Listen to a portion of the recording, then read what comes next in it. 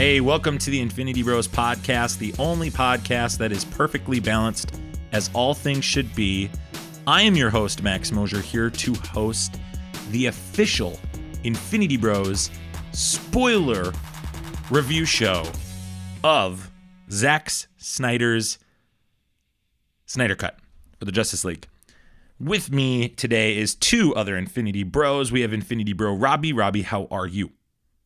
I am doing swell. I got a pair of dude shoes this weekend, so I'm a really hip, almost 30-year-old, and I'm rocking it. I had one beverage last night and went to bed at 11 and was purring like a kitten. That's where I'm at in my old age. Fantastic. So yes, we are pretty much close to the same person, except you can bench 500 and I can't. And I have Hey Dude shoes. You do. And I don't have Hey Dude shoes. So yeah, I'm basically better than you. And the kids, I relate to in the every kids way. So much better than you do. Like, it's unbelievable how much better you are than me. We'll crazy. Have to edit this out. It really is. Yeah, they'll have to figure out a way for it to make it look like you're saying I'm the better one, but we'll find that out later. Speaking of people that are better than us, Infinity Bro Mark was told by Batman himself he's the best DC fan of all time. Mark, how are you? I'm doing fantastic. Glad to be here. Just to talk about things that we acquired this weekend. I went to one of my favorite comic book collectible stores in Alexandria, Minnesota, called Hidden Treasures, and found the first issue of the Metallica comic book, so I was pretty pumped up about that. Really? Yeah. That's a big snag. Yeah. Good for you, man. I'm also a big fan. I also picked up an Iron Man issue where, I think it's from like the 90s, I'm forgetting, where it's like that weird 3D, like glossy, shiny covers. That makes sense, where the colors are really like vibrant and like the covers like Oh, okay. You know what I'm talking about? Does that make sense? We did. You were going in and out. Okay. You froze completely on me. Oh, my bad. Okay, I got the Iron Man issue, and it's like, I think from the mid 90s, where it's like that super vibrant color. It's like 3D almost, where like it bounces, like the cover is not flat, if that makes sense. I don't know. I feel like I'm talking stupid now. Yeah. The raised font. There you go. Yeah. Very 90s comic books. Yeah, I was going to say that just makes you feel like 90s. You just want to curl up in bed with that comic book and watch the animated X-Men series or the animated Spider-Man series. You also realize there was like a million of those copies printed off because that's what they did in the 90s. I know, and I'm glad I found it. They're good display comics. You didn't come to this episode, though, to learn about raised comics and millions of copies of Iron Man comic books. You came to hear about the Snyder Cut, and we're going to break that down completely. We're going to start with our non-spoiler section, and then don't worry, we will warn you about whether or not we will be spoiling from that point on, because I think for this movie in particular, Robbie, some people are coming in with that 4-hour mark going, is this worth it? Yeah, they for sure are, and it 100% is worth it. They should be paying for HBO Max for the Snyder Cut and for all the other benefits that it gives you. Well, that's a sneak peek at Robbie's non-spoiler review. First, before we start with that, let's... hang on. What other benefits does it give you? Oh, like back rubs? There's some benefits. And like foot rubs? Well, depends on which movie you're watching, I guess. Let's start with Joss Whedon's ranking, so they have context about what we think about this previous movie that obviously came out in 2017. Some people call this the Frankenstein of the DC universe. It has no direction, no tone throughout the whole thing. It feels hodgepodge. Robbie, what was your rating of this movie? And before you get into that, Robbie, I should probably do this. We want to make sure that you're familiar with our rating system. So I'm going to go ahead and put that bumper right here. Here on the Infinity Bros podcast, everything is ranked from a 0 to 6 point scale. 0 meaning horrible and 6 meaning absolutely excellent. If all of the Infinity Bros rank something a 6, it gets an infinity step. All right, Robbie. Sorry for cutting you off there. Tell me what your rating of Joss Whedon's Justice League in 2017 is or was. My rating of the Justice League would have to be a 2 out of 6. I recently just watched it on last Tuesday, and I was very much not impressed. There's a few things here and there that I enjoyed, but the bad heavily outweighs the good in that movie. And yeah, 2 out of 6. You could probably watch it. Hit on this a few times, but I think it's one of the most forgettable comic book movies maybe ever created. It's up there. Mark, what'd you give a rating of the Justice League movie? Not really having seen it in its entirety since opening day eons ago, like it feels like. 4 years ago, you mean? 4, 5, 2, 3, whatever. Forever ago. I was a younger man. Yeah, you're a completely different person. I wasn't as better as you guys as I am now. In fashion for the episode that this is numbered after, I would have to give it a 0.69 out of 6. Nice. I just feel, having seen now the Justice League Snydercut version, I hope I can keep suppressing the memories I have of the Joss Whedon cut, and just try to keep the only thing that keeps in my mind, or just to keep me remembering that movie sucks, is the beginning scene with that digitized, CGI'd out mustache on Henry Cavill as Superman. I'm going to give it a 3 out of 6 simply because it's not good, it's not bad, it's literally stuck in the middle. It was just a film. There was no life to it. It's clear and obvious watching the Snyder Cut, which we'll talk about here in moments, that the original Joss Whedon 2017 movie was the network, Warner Brothers, whatever, Joss Whedon, I've heard some people blame him. Whoever you're blaming, this movie is a byproduct of their collective stupidity. And 3 in our rating system might be calling it something. I'm just trying to be neutral on it because that's the movie I got. It was a neutral film. And there are some bright notes in it that we'll talk about, but yeah, it's crazy, but also the blessing of the Joss Whedon film is that we get to have this film, and the comparison, I believe, does help the Snyder Cut. So we're going to go ahead and get into our non-spoiler review. We're going to rate this Snyder Cut movie, but we will not spoil it until we give a spoiler bumper warning, and that'll come up here shortly after we do that. So, Robbie, go ahead and share your non-spoiler rating of the Snyder Cut. I gave the Snyder Cut a 5.5 out of 6. I believe that it is a better film in every regard, and I think that's a reason in itself just to watch it. And I think maybe the biggest thing that makes this so much better is that the character development is incredible in this film. Every character has a fleshed out role that I think everyone can find one hero to relate to. I've heard people say Wonder Woman. I've heard people say Flash. I personally thought Cyborg was the heart of the film. So 5.5 out of 6. There's some things that, are very Snydery, a lot of slow-mo, a lot of weird song choices that, are hit or miss for a lot of people. And then the length, I think, is always, if you have a 4-hour movie, it's hard to give a 4-hour movie a 6 out of 6. So 5.5 is where I'm sitting on it. I'm going to go next. Mark, we'll close out with you. I also give it a 5.5, Robbie. Echoing a lot of the things you're saying. I think the runtime does not help it. I think this movie could have been shot by at least 30 minutes. Zack Snyder's style is hit or miss. For me, it hits, but it is very dense, in particular with a specific scene that we'll talk about in the spoiler review with Aquaman and people he's talking to. There's music choices that at times amplify and make this film incredible from Junkie XL, and there are moments where you're just like, we get it, Snyder, you're an artist, and you can't help but get caught up in your art. I think the 4:3 scale that this is seen on isn't a problem. I know that's been something that some people are thinking about. No. We watch TV, people. We binge TV.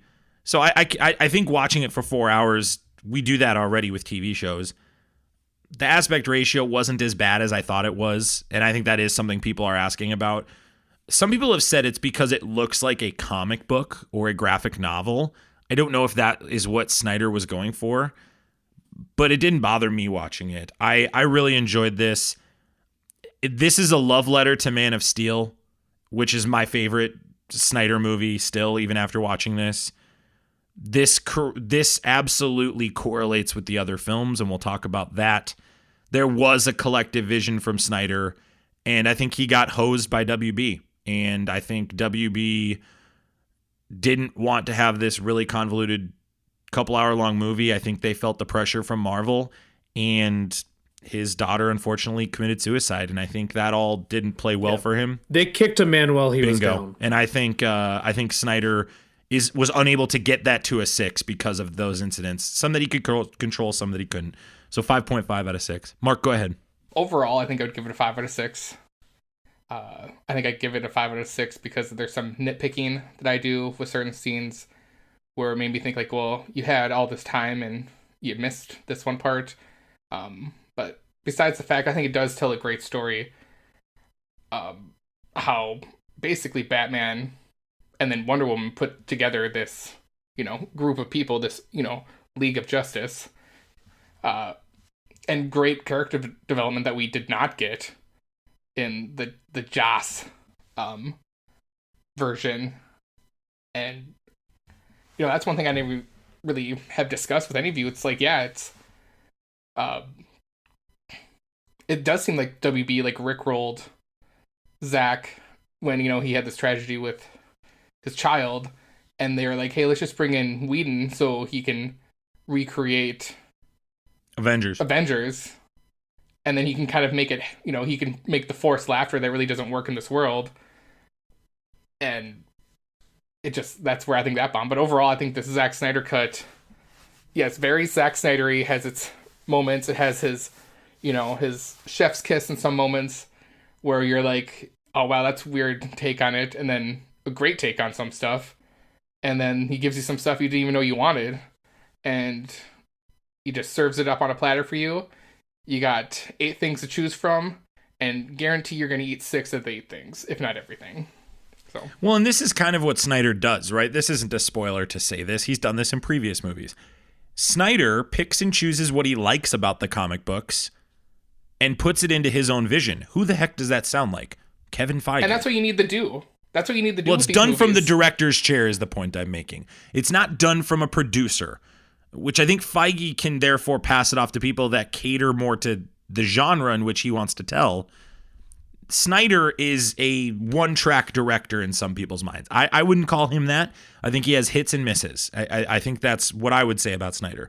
But his direction is clear and obvious in how this series was going to go. And I believe, before we get into our spoiler rating, that this is a historic movie. Social media made this movie happen, guys. I mean, 100%. That you nailed it, Robbie. That man was kicked when he was down making this film. And I mean, I'll talk about a little bit of information about this movie that's interesting. Is his wife stayed as an executive producer on it with Christopher Nolan, who obviously Christopher Nolan was a driving force behind Zack Snyder's Man of Steel. Everybody kind of thought originally that was going to connect with the Dark Knight universe. It didn't. But those two watched the film and went back to Snyder after seeing the 2017 Justice League and told him flat out, this will break your heart if you watch this. Do not watch this movie. It's so much not what you wanted. It's going to just not work for you at all. And even with the way the actors articulated, just like you've seen Henry Cavill just share stuff on Instagram. You've seen Ray Fisher show absolute support to this, even though he's been fighting Warner Brothers. That's another person that I'm more apt to believe after this. I think Warner Brothers might have screwed over Ray Fisher, too, after knowing what we know in this film.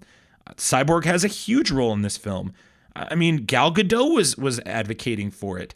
Ben Affleck was talking about how frustrated he was throughout the whole process. I think some people interpreted that, and the studio tried to push that on Snyder.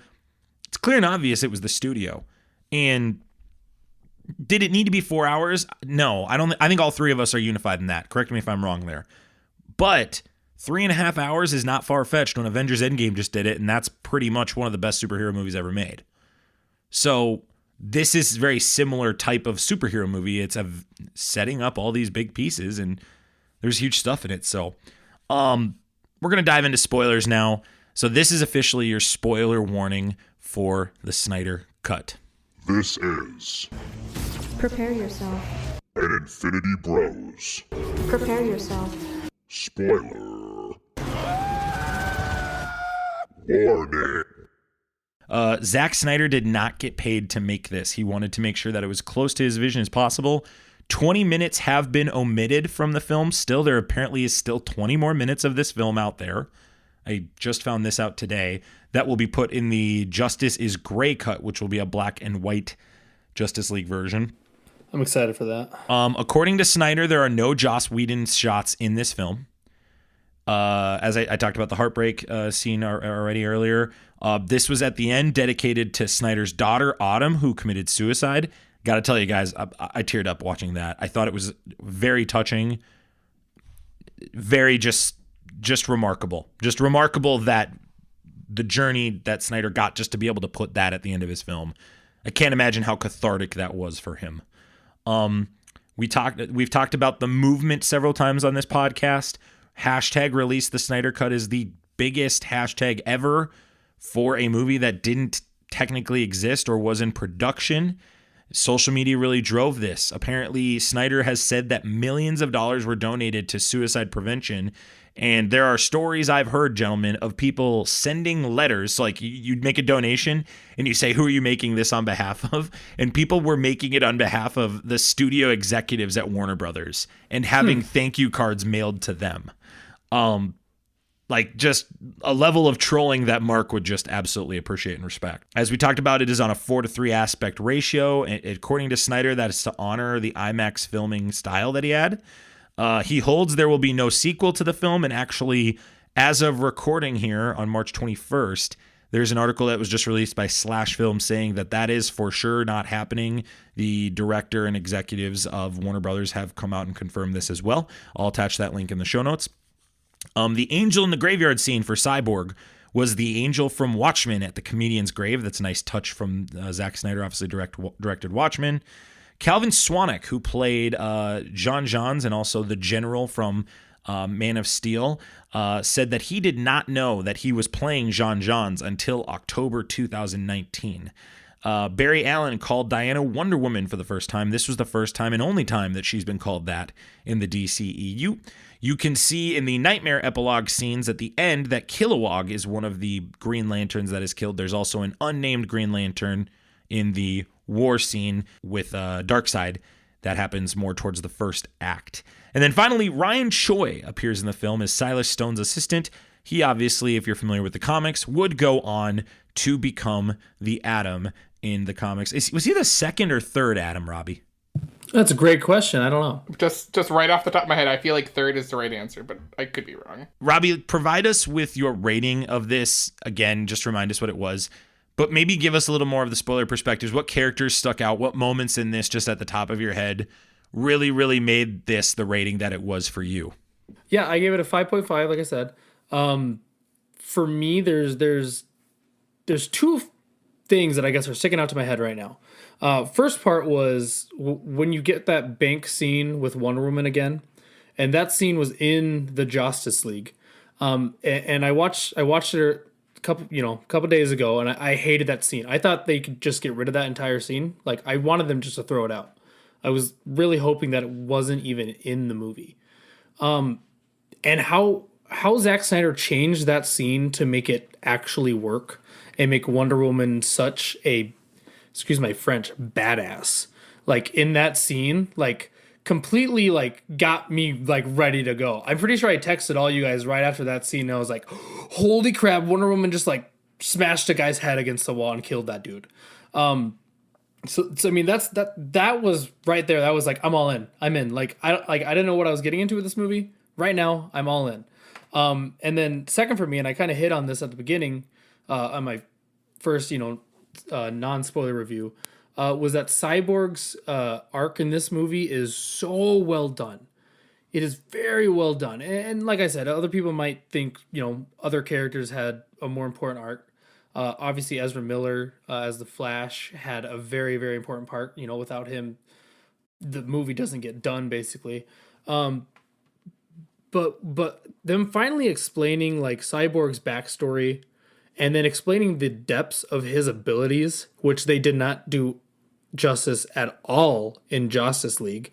He was just a robot guy. That's all he was in Justice League. In this, it explains the depths of his character and like what he is struggling with, and like just in family and like his growing like understanding of what he can do, and then just his abilities and like how important he is as a character to the Justice League. Because there's a lot of people that, you know, think of the Justice League and think of Martian Manhunter instead of Cyborg. We can talk about Martian Manhunter later, but Cyborg kind of took that role away from Martian Manhunter in the new Justice League comic books. And a lot of people don't like that. I love Cyborg as a character. I think he fits that role very well, and I think he's a much needed component to the Justice League in this movie and in the comic books. And it caters to a younger audience too, Robbie, because obviously Teen Titans and Teen Titans Go for the DC multiverse, I guess you could call it, is very, very, it has a strong following.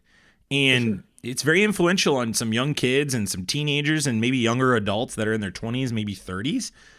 I think that was a wise move by Snyder, to be honest, in my opinion. I know originally, Robbie, to add on to that, there were posters for Unite the Seven, right? That was the thought process initially. So the seventh, it sounds like to me, would be Green Lantern. Don't you agree, Mark? Who do you think would have been the seventh? And maybe share some more scenes that you really enjoyed that gave it the rating you gave it of a 5 out of 6. Gosh, I guess on the Unite the Seven, if Snyder had it already in his head that Martian Manhunter was going to be involved, then maybe he would have been the 7. But if I'm remembering this right, I think when this movie was coming out, they were saying we're getting a Shazam movie, and then also I think there still is talks of the Green Lantern's Corps. So like, yeah, it could have been Green Lantern or Shazam being the next member, because you need the magic guy or person to be, to make it good, just like the Avengers. But my overall review of the movie, like the knocks I give it, I think 4 hours is a little bit long for it not being like an ending to a phase. My big gripes is some of the editing, especially when they bring back Superman and he's in his black outfit and he comes out with a shirt and pants on. So it's like you had 2.5 years to, edit, either him shirtless in the pool or in his suit when he comes out, whatever. And right. My big, like the one thing where, Robbie says he wishes like initially like that Wonder Woman scene was going to be cut out, which I think like I could agree with that. When in the original version, yeah, I was like, this scene's kind of just worthless. But this scene, it's like Wonder Woman is awful, clearly a badass and is crushing people's skulls in here. So love it. But the whole scene where they fight Superman, I didn't like. I feel like they could have gone a different route. That's just my opinion on that. I just don't think that needed to happen. He could still come out, and I know they have to do that so the mother box is like they're not thinking about it. So then, Steppenwolf can find it and basically just take it without any of them fighting. Yeah, you got to save the big fight with Steppenwolf for the third act. Right, but I think that also like they needed that to show how much stronger Superman was than everyone. Also, people always want to know like who wins in a fight, Superman and Wonder Woman or Superman and whoever. It's Superman and against everyone, and he wins still. I get it. Like I get why. I just like my personal thing is like I think you could have done it differently to kind of not waste like a ton of energy. It's like, we're all buddies now. Let's go fight Steppenwolf because we effed up. The things I did love about it is basically we get the Flash saving the entire universe versus him just saving a family of 4. Dude. I think that is the big... Dude, yeah. and on top of that, yep. Top of it, like...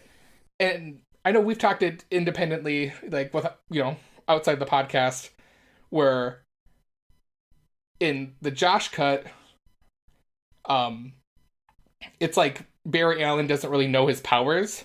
This one, he clearly knows he can time travel, and kind of makes it sound like he shouldn't do it, or he's done it in the past before, and that's why he's made it a rule that he can't do it. So he was absolutely nerfed in the Justice League because like he couldn't even keep up with Superman in the Justice League. And like, for more I loved about it is, all the dark side stuff, like just really getting like the teaser of that. I love the prologue. I know Max, you're not a big fan of the prologue. The epilogue? Or the epilogue, the final part, where it's just like there's a whole sequence there. I'm like, I want to see like the stages that get to there. Like, I just want to No, see let me. that world being And built. we talked offline. Well, okay. Full disclosure, we recorded a first episode before this, and it all went away because of technical. We difficulties. recorded our Josh Whedon cut of this episode. Right. You've been sitting on that joke, waiting for that, haven't you? Oh That's my gosh, awesome. it's been 24 hours in the making. I agree. I guess the point for the epilogue for me is I enjoyed the content, and we'll talk about the content later. I just don't like the fact that if Snyder knew that we're not going to be able to continue this universe, which I really do believe he's firm on that, simply because of the stuff that's happened in his personal life, I didn't want it then. Don't tell me that. Don't show that to me. You had enough new stuff in the story you told. Beat for beat, no disrespect to anybody, it really is the same movie in the sense of like the big benchmarks of the movie.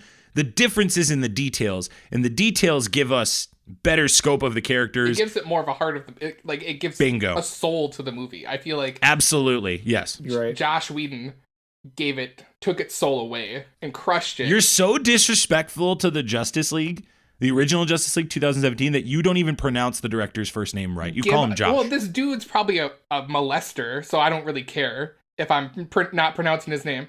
Oh, love the epilogue scene. Just that, like, now I just want to, like, I know it's been trending now, like, just a Batfleck Joker movie. Give me that. Like, his Joker just seems maniacal and insane. I want more of that. He was doing Ledger. He totally was. Yeah, Robbie, 100%. And I didn't mind it, but like it was a bad Ledger, honestly. He tries so hard in that role, Robbie. It's so bad. It's great. Whatever. You guys are If he done. wouldn't have tried the laugh, it probably would have been okay. But Yeah. his laugh, I'm sorry, he is probably hasn't drank a lot of terrible. water since there's basically, like, Mira has to carry 2 jugs of water with her to fight people. You think he gets a lot of liquids in his mouth? I'm with you, Robbie. I think, like, even Snyder made him look cool. Snyder put him in a different setting that we haven't seen the Joker on screen before.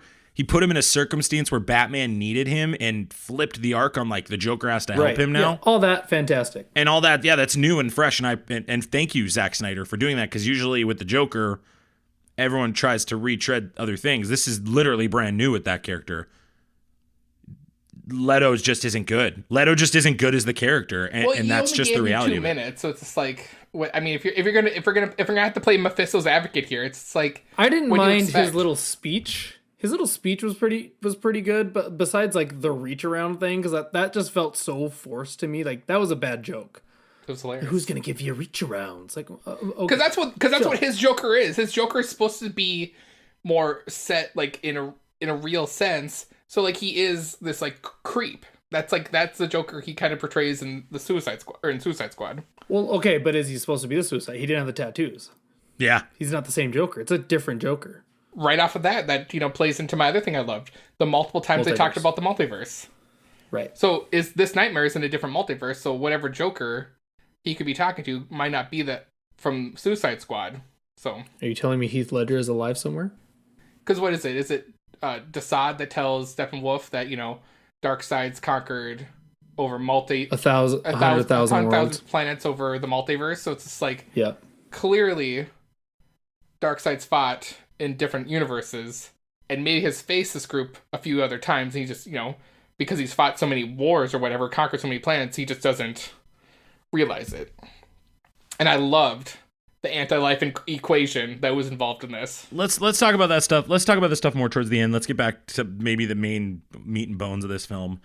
I want to start off with Batman real quick. I dating back to, and I'll come back to the Flash, because you said some really great stuff about Flash, Mark, but I do think we have to stop and pause to talk about him later, in particular with how Whedon totally nerfed him. I think, Robbie, you said that too. Mm-hmm. It was criminal, but we'll get back to him later. Batman in particular, I just don't think that, personally for me, I'm glad to see Ben Affleck leave this role, because it just doesn't work for me.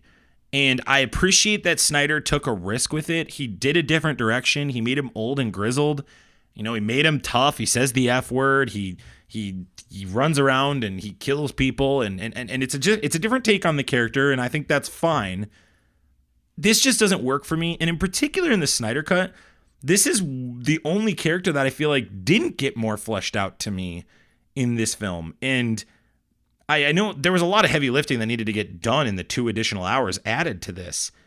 But man, the arc of going back straight to faith after all of it was just like, I just didn't think it was earned personally. And I appreciated Alfred's character a little more, played by Jeremy Irons. I think he did a remarkable fantastic job. Robbie, I think we said this in the time we recorded before, so I'm going to steal it from you. The other timeline. Yeah, the other timeline in the Joss Whedon Infinity Bros episode. Like, I really enjoyed Alfred's dialogue, of all the king's horses, of all the king's men. Like, you don't, this bull has horns, with the red cape and stuff. Just like, I really appreciate how Snyder and the other writers that were credited on this make these characters literally into gods, and then Batman is this man having a dialogue with literally another old man about should you even be doing what you're doing right now. And I appreciate the dialogue from Alfred. I just don't buy it as much with Affleck, and I didn't really buy it as much in Batman versus Superman, to be honest with you. It was a big weakness for me. How did you guys feel about this as hardcore Batman fans? You guys are way more hardcore about this character than I am. I love Batfleck, so anything you say, it just goes right through my head. I think Ben Affleck's a great actor, and knowing stuff about him, I know he's a big Batman fan, so I just feel like he played it to his best abilities, and I think the reason why we don't get more, like you said, more of his character development in this movie is because I think he's not supposed to be, because we already saw him in, I think Zack Snyder with Batman was like, we saw his parents die twice. We don't need more Batman. I think as the majority, as like the fans know Batman's backstory, so we don't need a whole, like he was like basically in the movie the whole time. He's kind of your main character, so that's why you don't get the super detailed stuff like you get with the Flash or Cyborg in this movie.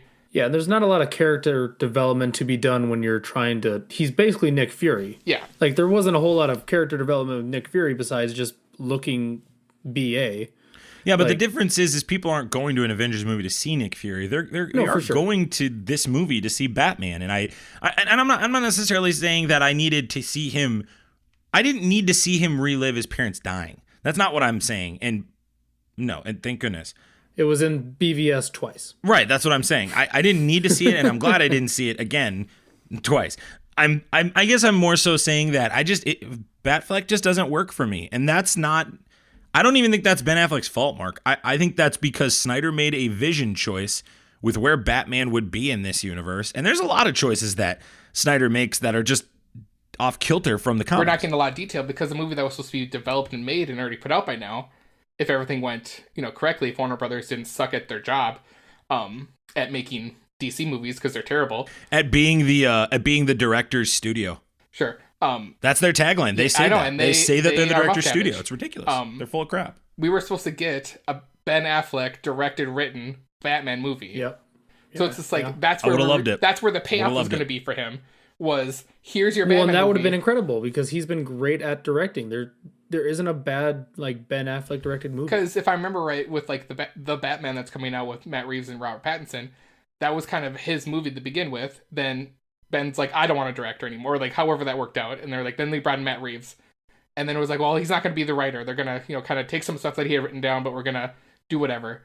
And then it was like Ben Affleck's leaving, and then they're like, we need to find a Batman. That's kind of the. I think it's clear and obvious that Ben Affleck didn't want to work with the studio after what they did to Snyder. Exactly, and Warner Brothers, I'm coming for you. This movie is a huge problem for studios additionally, because now people can go back to any project or projects, air quotes, that the studio blamed on an actor or directors and really kind of question that. And I think there's going to be tons of forensic, like, people digging into stuff to be like, hey, is what the studio told us as the general public real? Mm-hmm. And people are not. Yeah, I guarantee. Like what you're gonna say is exactly what's gonna happen with movies. When people come up and be like, hey, you know what? Well, there was a bunch of scenes that were filmed, and some studio execs said they didn't like it, so that's why they had to refilm and give you this crap. It's gonna happen. Well, how many times have you watched a trailer for a movie and then you see the movie and that really cool thing in the trailer isn't there? Exactly. Yeah. Like that happens all the time. Yeah, this movie was probably the worst culprit of that. Yeah. Well, not this one, the Justice League cut. Mark, we're not going to do this podcast without talking about Man of Steel and Superman. We've been on the record several times, and Robbie, you like Man of Steel too. I'm not saying you don't. I'm just saying that is, to me, the pinnacle DC Universe movie, in my opinion. It still is after this, but Man of Steel and how they portray Henry Cavill in this. It's the most underrated superhero movie. Oh my gosh. Like, just Henry Cavill he is my Superman. I don't care what people say about Christopher Reeves. Oh yeah, for sure. He's a dynamite Superman. I'm glad that the people in the 80s had that. But I'm telling you right now that if you put a gun to my head, Henry Cavill's my Superman. That like, just this dude is so good at it. I loved his arc way more in this movie. I loved the choice to put him in the black and white suit. Mark, I'm going to let you take that touchdown call here more in a moment. I got literal chills, gentlemen, when he is preparing to fly and the rocks and the pebbles are lifting as he is getting ready to fly, and you hear both of his dads just encourage him, and there's new dialogue, which means Snyder brought him back, and we get that just amazing, epic, beautiful, just amazing score. I just loved Henry Cavill in this. In the Joss Whedon movie, I was like, man, this is so cheesy how they brought him back. It just felt like they forced him in. In this one, it felt poetic. It felt like, pun intended, justice. It was just so awesome. I loved it. And I love that They also did a much better job explaining it. Yeah, and I love that Snyder even goes as far as to say, like, yeah, you're glad he got him back, but now it's a bad thing because he's going to be the bad guy later. Mark, what did you think of Superman and the Man of Steel references in this? I mean, just to reiterate, Man of Steel, underrated. I feel like it didn't get its criminally underrated justice it's due. I know some people... It's 56 on Rotten Tomatoes. Ridiculous. That's insanity, Robbie. That's insanity. Having introduced my beautiful wife, Kelly, to the MCU, her biggest gripe when we've gotten to this DCU stuff is, like, she's like, there's not enough, like, laughing spots. And I'm like, I get that. If you're used to what MCU has, yeah, you know, the DCEU is going to be a little different. So I get some people might think that it doesn't have enough laughs or it's not funny enough. It's like, whatever. Go watch the Justice League. Yeah. Well, we'll never watch that in this household. There's standards set at that house. There's one thing I saw on Monday, where I don't know if this is true or if it's just someone, I think I might have shared it in the group, where Zack Snyder wanted him to have a mullet, like from the mid-90s when he, like, died. that was a meme. That was a meme going But anyways, around. I saw that. No, that is a real thing they toyed with and talked about, Robbie. Are you serious? They did. I mean, he had that in the 90s. And he had the black suit. He did. And yeah, the regeneration suit, and they literally wanted to pull it from the comic, from Death of Superman. I wanted it so bad. See, we might have been pleased with that. I don't know how the general public would have. I would have loved it. Just his like curly, Superman. oiled looking mullet. Oh, I would have died. Yeah, it wasn't even really a mullet. It was like a straight up perm, like. I might not be remembering this right, but if the Jack Whedon cut, didn't have talking about the trailer, where in the original trailer we see, Alfred looking out, be like, "Oh, we've been expecting you," and we're supposed to, like, the whole speculation was like, is it like Supergirl? Is it the Green Lantern? Is it Superman? Because we didn't know if he was coming back in this movie. Hunter, because that was a rumor. Sure, that one, and we get that in this movie, in the cut. So, like, there you go. There's a scene that we got in the trailer, but we got in the movie. And I think there's some great payoffs with Superman. We get Lois is pregnant hint that kind of leads into then Zack Snyder's, hey, there's a 2 and 3. Which Snyder has confirmed. We will put a link to that in the show notes. I mean, there's a lot of stuff that he did. Okay, what, like, real quick, can we, like, so Snyder also said that the third installment was going to be like Superman's son becoming Batman. Yes. I don't know how that would have worked out unless it was like in like the Apocalypse type version of maybe, like, because then I'm all in, because then you get Speeding Bullet, because that's from the Speeding Bullet Elseworld comic book where basically Superman Kal-El lands in Gotham with the Waynes and then they die and now you have Batman Superman like awesome combination kind of thing. But you know how Zack Snyder says there's no plans, and even Warner Brothers says there's no plans because they're idiots. They're dumb, and they should be fired from their job, and I should replace them as their overlord. Wait. Warner Brothers doesn't have a plan? Anyways, hear me out. It doesn't have a plan for this because Zack Snyder says they're not going to do 2 or 3. So, you know what? This is my theory. Conspiracy theory time, guys. Buckle up.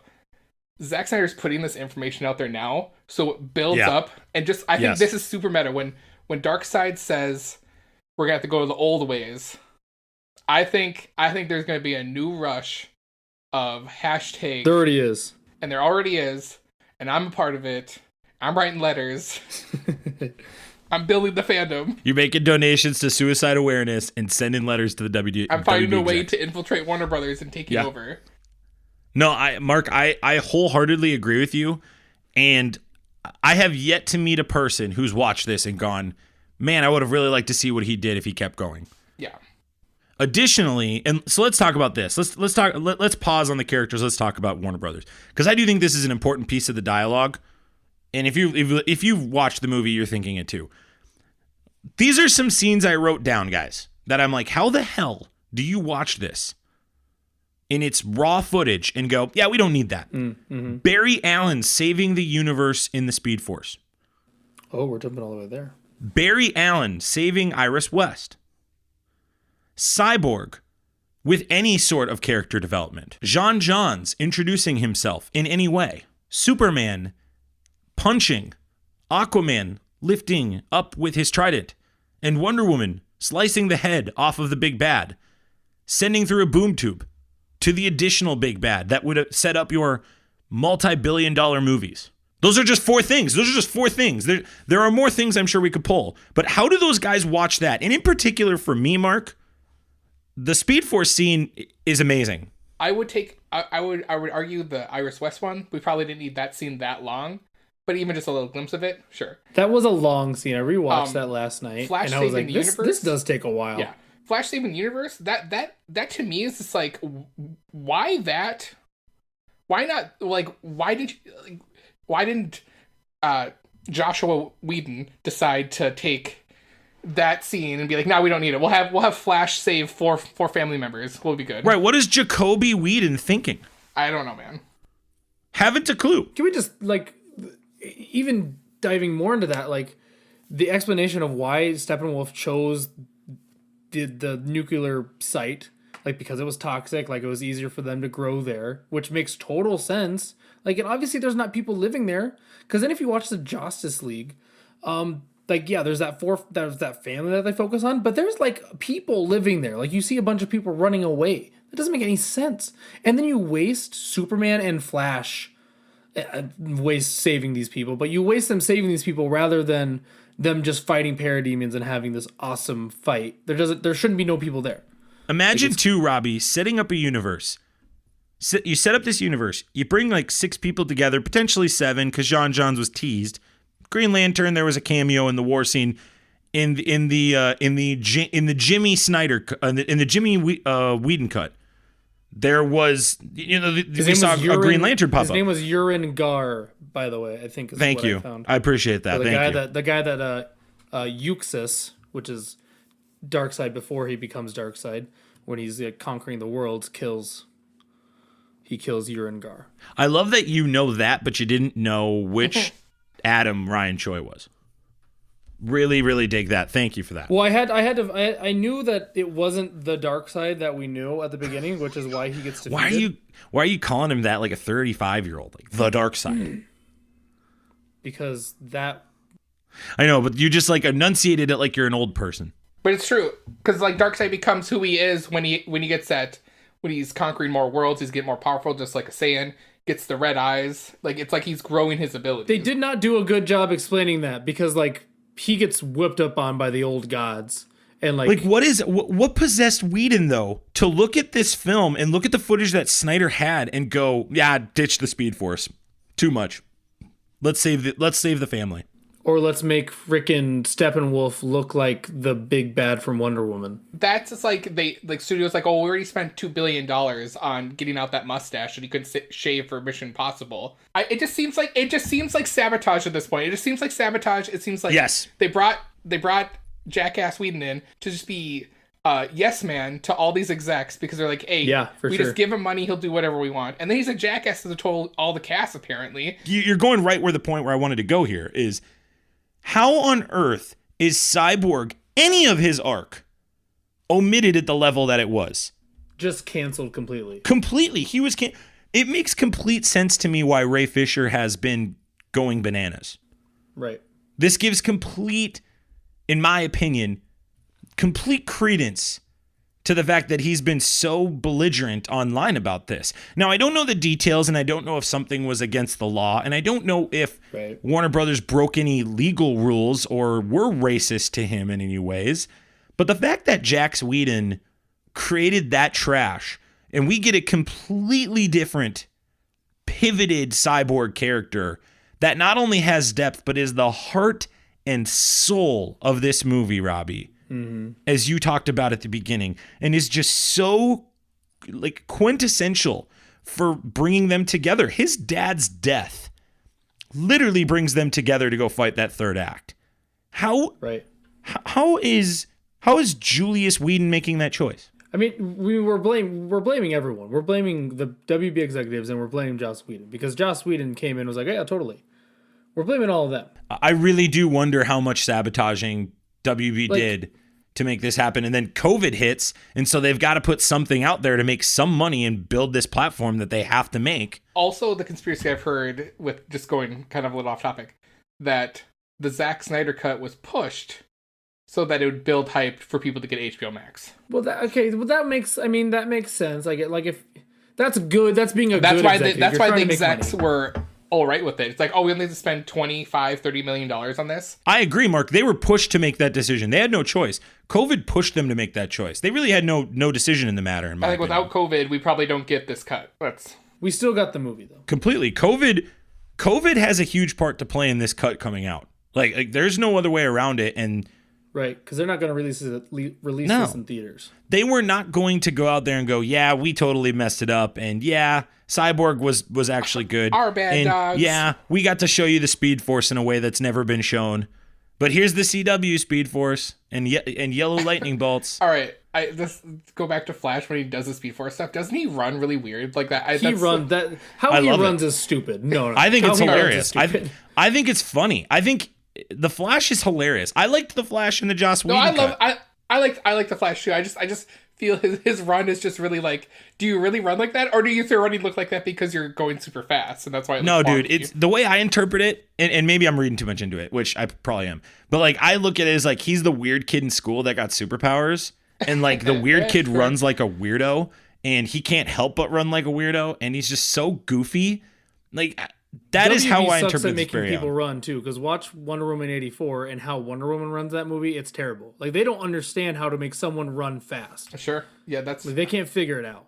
I just think Ezra Miller looks goofy when he runs, and I think it makes it funny, personally. No, let's talk about Wonder Woman in this movie. You want to talk about Wonder Woman? Okay, well, Robbie alluded to the bank scene with Wonder Woman. Here's the thing that really sits out to me is, thank goodness that we got this Wonder Woman, because Wonder Woman 1984 was abysmal. And to get this Wonder Woman and finally get our Wonder Woman back and see the warrior that, in my opinion, should be leading the DC universe. For sure. I would agree with this was great. This was so much fun. And it's clear Snyder had a perfect vision for what this character should be. I really like what he did with Themyscira adding on to that. I think, Robbie, you said you could cut a little bit of that for the sake of 4 hours, but if you wanted to make it a 3-hour movie, yeah. Exactly. That's neither here nor there. I enjoy his interpretation of Themyscira. I like the choices he makes. I like how I like how she goes about herself. I think Gal Gadot is obviously fantastic, nearly perfect for the role. Some people would say Linda Carter's better. For me, it's Gal Gadot. Just like Henry Cavill, she's my Wonder Woman. It's just because of my age. Yeah, that's just. You don't need to fight. You don't need to fight that, Max. We understand. I know. I'm just saying, like, she's my Wonder Woman, and I think she was dynamite. And again, I go to her killing Steppenwolf the way she did is just dynamite. The way she murdered like 6 bank robbers the way she did was enough for me. She straight up threw people's heads against the wall. This is like, was this the scene? That was, it wasn't that bloody, right? No, there was none of that. Like she would basically just push them out of the way in the first one. This one, they showed her tossing them into the walls. Yeah, she's paralyzing them. I just couldn't remember if like it was. Yeah. The one guy that gets his head crushed into the concrete wall, and you see the blood splatter. That dude is not living anymore. Yeah, he's done. He's passed on. And okay, this is really nitpicky, but like with that scene, the explosion in the Justice League version didn't make any sense because they said it would level 4 blocks, and it was like this tiny explosion. In this one, it was really big. This is very nitpicky of me, but like I always hated that in the first one because like that explosion had to be way bigger, and it was in this one. So like that's very nitpicky, but it's something I noticed, and I was happy that they fixed that entire scene. Like brought me into that movie. Yeah, Snyder cares about those details, Robbie. He knows what he's doing. He has that direction and like. And in the first one, I'm assuming this wasn't in there, but when she goes to is it Greece when the arrow shot the fire, and she goes down into the caverns and sees. She learns about Darkseid and what happened. Darkseid and that also wasn't the first one, right? If I'm no, she just happened to know about all of that. Okay, she talked to Bruce. They were walking by the lake, remember? And Cyborg was just randomly there listening. Oh my gosh, he wasn't he, Robbie? He was just like being a creep in the corner, standing behind some trees. So it was a bunch of like circumstance stuff that happened in the Jay Whedon one. That scene makes no sense now. Like he was just standing behind the trees and then went back home to check his. Like getting his computer head or whatever. Yeah, Judson Whedon just could not put together any coherency with those kinds of dialogues in his movie, right? Like he just couldn't. Wasn't there like this is back to nitpicking? I think what kind of like lowered my rating is I think she makes a comment about not fighting or being out or something like that since 100 years or whatever. And it's like, well, we are just been shown that you came out in 1984 to fight. How does no one remember you or the incident where everyone was making wishes and like people were dying? 84 messes some things up. Dude, Wonder Woman 1984 sucks. Because like same with Bruce, because like he has to go back and like find her. It's like that probably wouldn't have been too hard. Yeah, you would have been like, hey, I know where this woman is because this is pretty big news in 1984. Because Bruce Wayne would have been wishing for his parents back. Yeah. He would have wished for his parents back, then had to give them up. Yep. That's so stupid. As the Batman. Screw probably because he's so freaking old. Dang it. No, I dislike 84 even more now. Dude, seriously, Wonder Woman 1984 sucks. Like it was, I think I evaluated it as 3. Like it's probably down to a 2.5 to a 2 because it doesn't make sense at all if you add in this movie. It's so painful. This is the universe that I am in on. Like that's my line. It's Man of Steel, BVS, and the Snyder Cut. I think first Wonder Woman is part of that. I think Aquaman is part of that, and I think Shazam is part of that. Well, Aquaman comes after. Right, but I'm saying that's the line in my opinion. Right. And we haven't gotten to Nightmare yet because Shazam and Aquaman happened afterwards. That's how I look at it. And Birds of Prey. Yeah, Shazam and Aquaman. You're right. And Birds of Prey. Birds of Prey blows. That movie also sucks.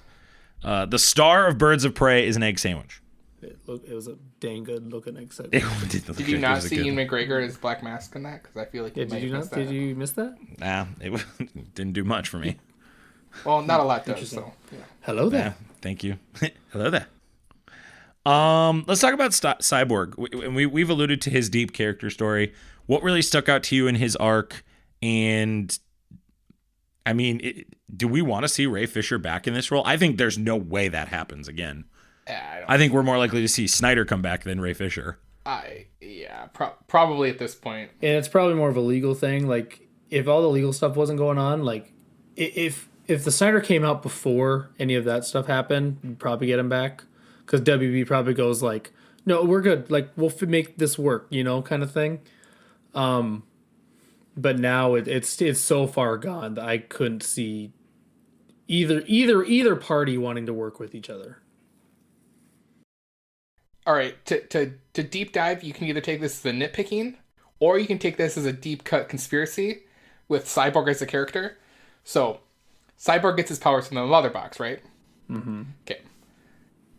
The scene where Superman, becomes alive again. Cyborg's like, I can't control my defenses, blah, blah, blah. Mm-hmm. It doesn't happen when Steppenwolf sneaks up behind him. So his cyborg body doesn't recognize. But he was trying to get into the mother boxes while he's doing but he was that. also, trying. He's using literally his entire power trying to get into the mother boxes. I'm just saying. No, yes. I'm just saying that He if you go watch has the power of Justice one League mother Dark- box. There was 3 of them. I'm just saying, bro, that there might be That's some weird. mother boxing stuff. Now you're getting real nitpicky there. That is I'm saying this leads into if you watch the animated movies, which tell a great story, where he basically becomes an enemy. Where if Zack Snyder is able to tell a story and Darkseid comes back, it's because Darkseid's able to watch everybody because he's infiltrated Cyborg's mind. Well, and in the Deceased run that's been going on right now, how that one started, where the anti-life equation gets into the DC universe, they obtain Cyborg and they pump the equation through his network features, and that's how it gets broadcasted on the internet, so people watch it and then they succumb to the anti-life equation. So that does affirm your theory, Mark. Yeah, the theory is there. The theory is there, but I guess. But here's the thing. Joss had that in his movie too. Like, that isn't a Snyder thing. Because Joss had that where Aquaman was very suspicious of Cyborg. Like, that was in both movies. Well, I can't really remember most of the stuff that happens in the other one. Well, someone watched it, and that someone's Robbie, and we thank you for your service, Robbie. That is... Yeah, because I wasn't going to go back and watch it. I salute you. It's 2 hours of my life. No, that would be 6 hours now, because I've watched it 3 times in my life that I will never get back.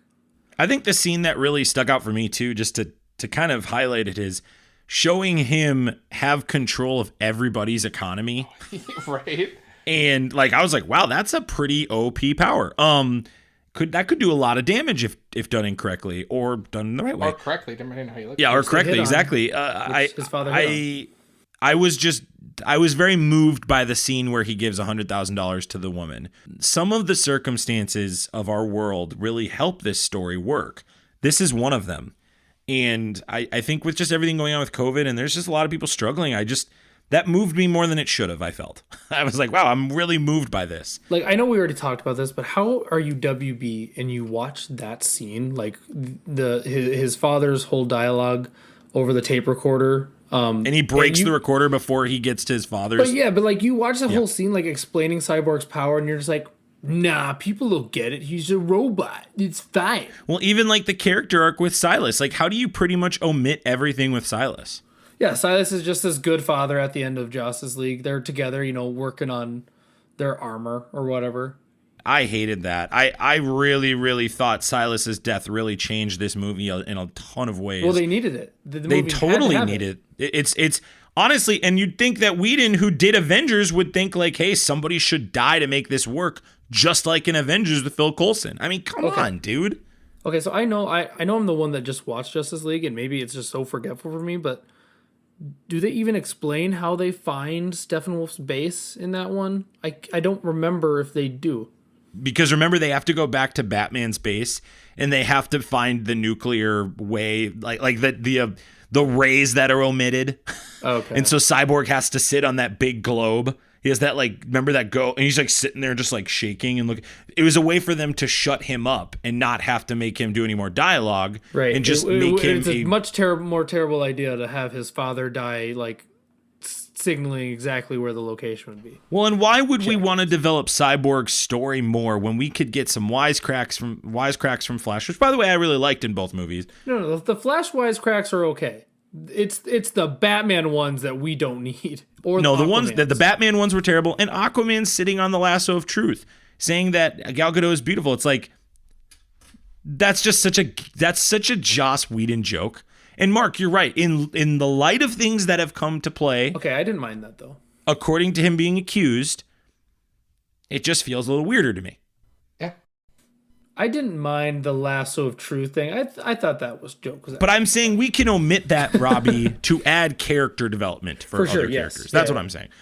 And I know you don't disagree with that. I'm just speaking my point. And also someone like Aquaman would probably say that without having the lasso of truth. Bingo. That's the other thing. Yeah, Aquaman doesn't care what Gal Gadot, what Wonder Woman thinks of him. He doesn't care. He doesn't care what anybody thinks of him. Why does Wonder Woman always have to explain what the lasso of truth does when she puts it around somebody? I still don't get She did it again in this movie. She did it twice. I don't know. Like, okay, we get it. We know what it does. Just like, okay. What is it? It's the last. It's that snap finger lasso. It's the lasso of. So she's like, "You're going to tell me the truth." And you know what? Just to remind, I'm sorry, I'm just totally off topic on this, but we basically get a mechanized Starro in this movie. Yeah, I thought the same thing, Mark. I also too, and we'll talk about this more in the epilogue portion.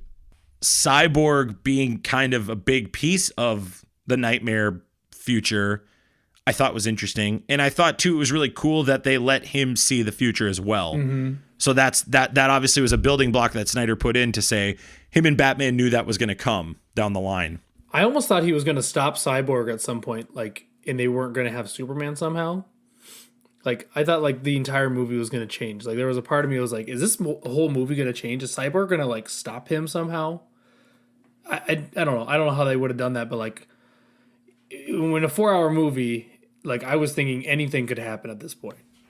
Well, they added more to the fight with the 5 Justice League members with Superman. Like, there was more to the fight, which I liked. So Mark, I know at the front end you said they could have gotten rid of that. They didn't need it, but like, yeah, like I just feel like my just whole opinion on that is like, yeah, I think that's how you could have shortened it up. Like, you didn't need that to. I disagree. I think they needed it. But I feel like I think what you're saying is valid. I think it does tell if you don't know these people very well, that it shows that, hey, even these 5 just on like a reaction cannot take down Superman. Well, and we're trying to justify why this could be made at 3 hours, right? That's really the dialogue the three of us are trying to have here is, how can we get this down to 3 hours and 15 minutes, hypothetically, right? And get it to a spot where theaters could put it in their seats and on their screens, so that the theaters can feel like it's doing justice. Fill the but time again, slots to make the money. And I'd say this: F the theaters, just put them on more screens. This is such baloney. It's such baloney that Warner Brothers said it had to be 2 hours or less. That is such baloney. They knew that Snyder wasn't going to do that. And it's horse crap. Snyder, it's like never does a less than 2 hour movie. That's like for sure. They knew because he's all about context. He's all about context and detail, and I think that's that makes him a good director. Like, how are you going to try to strong arm the guy that got you there? Like both the previous movies made money. Whether you like Batman versus Superman or not, it made money. They got scared by Marvel, man. Marvel was making way more money. Marvel pushed them to do this. It sucks, but it's true. I'm sure they have a team of marketing and analysts that like by numbers dictated what they needed in this movie, and probably what they saw with Zack Snyder's cut probably didn't match those analytics, and with the terrible event with his daughter Autumn committing suicide was probably enough to be like, hey, Zack, maybe you need to step away from this movie so they could fulfill what they thought was me in their best interest analytically for this movie. And it turned out not to work in their favor. They've lost so much money because of it. Yeah, I think they tried to stronghold him, and I think it backfired tremendously. And this is a studio stepping in towards the back end of production. Not the middle, not the beginning, the back end when most of the stuff's been filmed, and trying to change the movie. And of course, 2017's Justice League was absolutely abysmal. Like, of course, it makes complete sense. And like, I don't even constitute as a film. Like, I think it's just a hodgepodge. And yeah, there's no reason to ever watch that movie again. For sure. There's zero reason. Literally the reason to watch it is to compare it to this movie. That's the reason to watch it. And it's like, it's mind-blowing to me that these executives who are supposed to be generating income and money are making such a bullheaded decision and can't just figure out what Marvel's done, and that's go, hey, we're going to market the crap out of this and tell the theaters that if they want to make more money to put it on more screens because people were going to go see this movie. And that's the whole thing. Like how you get Avengers numbers or even Avatar numbers is rewatchability. You're getting that much because people are going to it multiple times. People went to this Justice League. You got your mass audience to go to it right away because it still made a decent amount of money. But the reason why I didn't get its $2 billion is because it wasn't rewatchable. No one's going 3 weeks later. No one is going 3 weeks later. But I think like the grander scope of this is that like I just shared in the group chat, but like Junkie XL, like the album for this movie is the #1 album on Spotify. Like, you do that, like, you have, this movie would have, like, probably wouldn't have broke any box office records, but it's probably up there. It's probably a top 20. And it's part of culture. It's part of culture. Like, everyone is talking about it. And I've seen maybe one or two people that, like, still are just like, it didn't need to happen. Well, she can shut up. It didn't need to happen. This movie, in any respect that you're watching it, is better than the Justice League. And on top of this, talking about doing the right thing, like we can talk about like the movie making money, but no one makes you the sweeter money? Toys. You go look at all these Justice League toys coming out. Pretty much all the pre-orders are already sold out for a majority of the toys. I tried to buy the Funko Pop set that comes with Darkseid, and it's gone. Like, I can't get it. Like, and then there's shirts. The Mattel already has an entire line with Black Suit Superman making this, and it's a Build-A-Figure where they make the good-looking Steppenwolf, which is another thing that we can talk about. But it's like, yeah, the fact that they're now making toys and like shirts and all that for a movie that had to be redone and re-released, like, it's mind-blowing. Like, culturally, that like Twitter basically made this movie happen, and then COVID came in and like they had to release something that's it's all here and there, I guess. But I think it's crazy that they're now like, let's push all these toys. Like, everyone watch this, because it's not hard to get HBO Max for a month for $15, which is cheaper than going to a movie theater for more than one person and watching this 4-hour movie and enjoying it.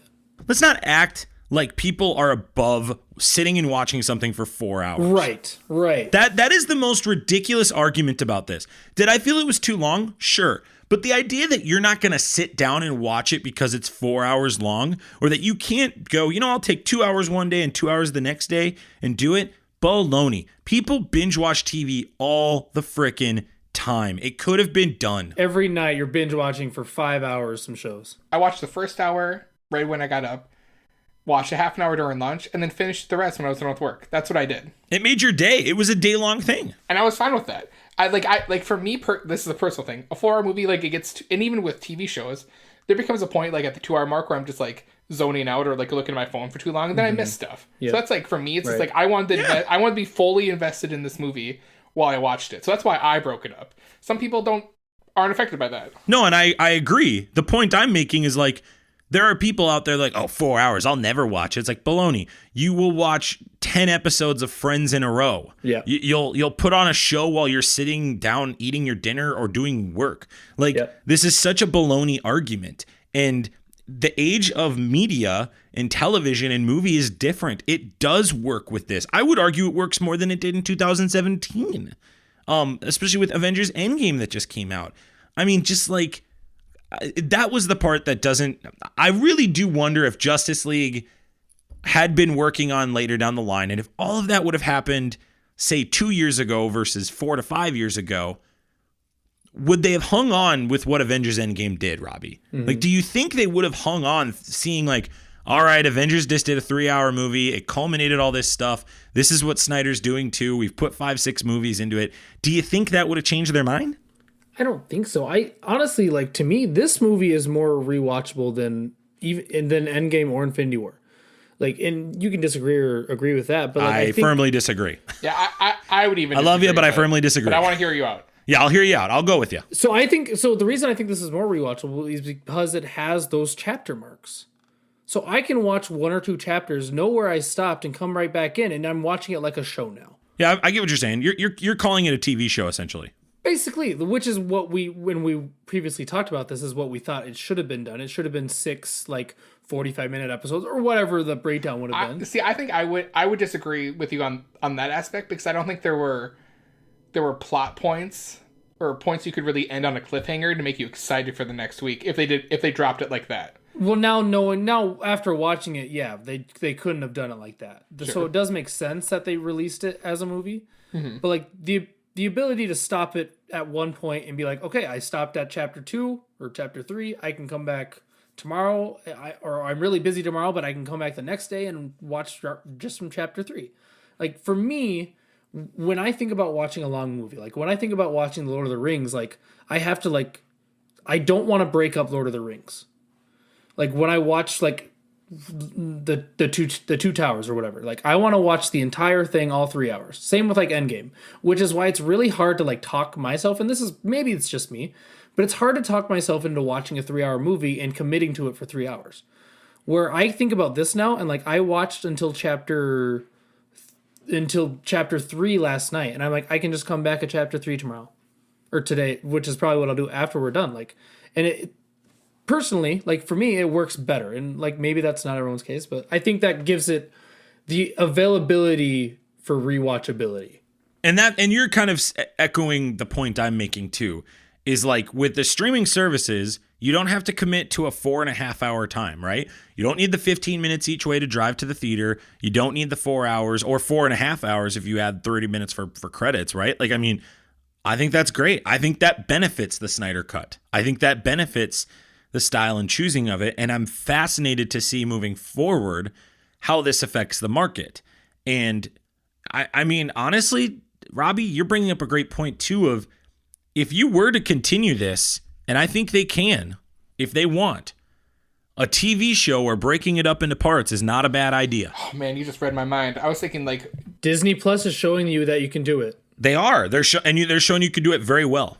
Is Warner Brothers in discussion to do individual superhero shows, 4 to 6 episodes a pop? Yeah, man. I'd love a Cyborg one. That'd be great. Benedict Cumberbatch Sherlock, where there are just like 3 or 4 episodes in a series or a season. But like their like almost all of their TV shows, you know, excluding some CW stuff that, you know, whatever, have been good, and they have a lot of fans. Like they have diehard fans. If they do that, like Teen Titans or whatever, if you do 6 hour or a 6 hour or a 6 episode like Justice League 2, I'm all in.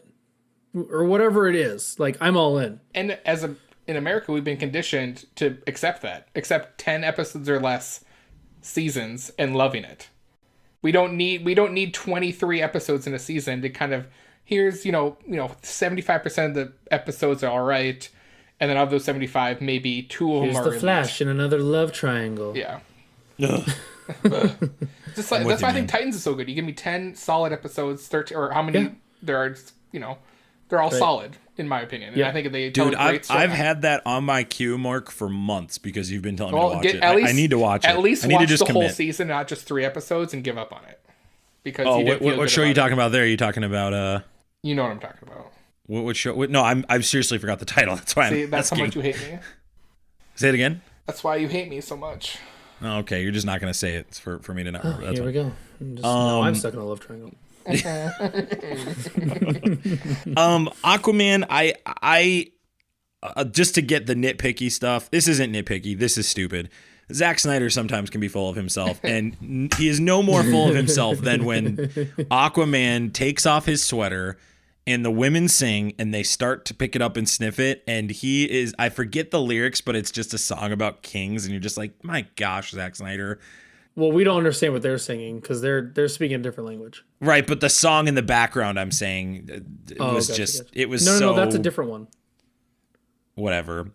That's when he's then leaving again, and he that's when he saves the guy from a boat. Oh, goes and gets some whiskey and throws it into the water, which, if you want to be real nitpicky, is 100% against Aquaman as a character. But that's just Snyder's vision with the character, honestly, though. But Max, are you telling me if you watched Aquaman throw his shirt onto the beach, and he went, you're not going to go grab that sweater and maybe smell it? You're just going to leave it there on the beach? Jason Momoa was wearing that thing, he just threw it down. You have no curiosity what Aquaman just general scent is? That's my sweater now, and I'm never washing it. 10 times out of 10, I'm not smelling the sweater. There's Max looking at Robbie and Mark fight for this sweater, rolling his eyes, saying pathetic, and walking back to his hut. No, I want to smell it. No, I mean, I really liked Aquaman. I like that he was more grizzled in this. I enjoyed even the fighting. He was just more aggressive and berserker-like, and I really, really enjoyed that. Jason Momoa is fine, is really good as Aquaman. I've always caught what Snyder was trying to do with him playing the character, and I've appreciated it, and I've been okay with it. yeah, he says, yeah, man, and talks like that a little bit sometimes, but I'm cool That's with just it. him Like, as a person. right, exactly. That's who Jason Momoa is, right? So Right. I'm fine with it. It's neither here nor there with that. Aquaman, to me, in this movie was like, yeah, he was in it. His character arc, sure, we get Mira a little more, we get Volko a little more. Okay, but we need to talk about Mira, though. Yeah, we'll talk about Mira comments later. about Batman, where it's like he didn't really get a lot of development because he was supposed to have his movie. I think you get the same thing with Aquaman because he did get his movie, and I think that's why you just get a taste of him because they knew they were going to make a movie of him. Well, it makes so much more sense now because you have Volko there, who then you see in Aquaman. Like, it makes more sense now. It's weird seeing it now because we already know what happens, but yeah. Yeah, at the time it would have been mysterious, and it does definitely enhance your future viewing of Aquaman if you want to go back and rewatch it. I think, sure. And so I don't think there's a ton to say about Jason Momoa's rendition of this character in that sense. One thing we didn't touch on with the Flash that I wanted to touch on was I appreciated, like, I did not, the one thing I wish that Snyder would have kept from Joss was when the Flash writes on the guy at the jail scene. I think that scene's hilarious. I think it encompasses him as a character, and it shows off his... That actually hit as a joke. A lot of Joss's didn't hit. That one hit as a joke. I understand why Snyder didn't keep it because he's like, that's Joss's joke. But for me, I would have liked that joke to add onto the jail scene. I got to tell you guys, the story with his dad was very, very small, but very, very impactful. And just like Isaac has said on this podcast, and Robbie, maybe you could add to this, for whatever reason, now that I'm a dad of two, dad stuff just hits me a little harder than it did. And just when Barry's running and he's talking about his dad, I'm like, my gosh, I am tearing up. I just really, really, really enjoyed that. Flash is my favorite character of both of these movies, the Jagger Whedon cut and this Snyder cut. I really love Ezra Miller's rendition. Mark, I'm pumped for his movie. I'm so pumped for it. I'm ready. Day one. I cannot wait. You're saying that, but I forget the actor's name, but isn't Dr. Manhattan being replaced or left the Flash movie? But yes, I am. I hope not, but I want him to stay. I hope not. But I really hope they do some Flashpoint Paradox-esque thing, because especially they're going to have Michael Keaton as Batman. They have to kind of do that. I think the whole goal for this Flash movie is this breaking open the multiverse, and hopefully maybe they have a plan. Which is WB's only way to get this back. And maybe their whole plan is it Kingdom Come, or why am I blanking on the series? They did it in the Flash, the Arrowverse, where basically you bring all the universes into one. Oh, Crisis on Infinite Earths. There you go. In Crisis on Infinite Earths. Yes, that's what I'm thinking of. That'd be cool if they did something like that, or like a Kingdom Come, or like a JLA All Stars. I don't know. I'm all pumped. I think this is why I need to be leading the pact at Warner Brothers, because I would give you guys the content we all deserve. Probably not. I'd find people who are smarter than me. I would be the Steve Jobs of the Warner Brothers DC. We talked about anything to add on Flash, Robbie, before we move on. Flash didn't hit as hard for me, but I enjoyed him. I wish they would have delved a little bit more into Iris West and stuff. And honestly, I think there was more scenes with his dad, I believe, in the Joss Whedon cut. So I wish there was a little more depth there. Yeah, Ezra Miller's fine as the Flash. Like, I still think his running is stupid, even though you like it. I think it's hilarious. Ridiculous. I think it's just funny. That's all. I don't think it's. I certainly agree. I can definitely, absolutely concede and agree that he looks like an absolute fool when he runs. I think it's great. But obviously, without the Flash, we don't have this movie didn't work. So we've praised the Speed Force scene. I mean, that scene is just raw Mark ball. It's my favorite scene in the movie. And with the Jeff Whedon cut, how he plays him dumb, or not he's nerfed and stuff like that. Ugh. But he's smart enough to build the suit that basically allows him to do everything he needs to do and not have a wear and tear. We didn't talk about the shoes, man. Yeah. We didn't talk about the shoes. He ran out of his shoes. And he collected a hot dog.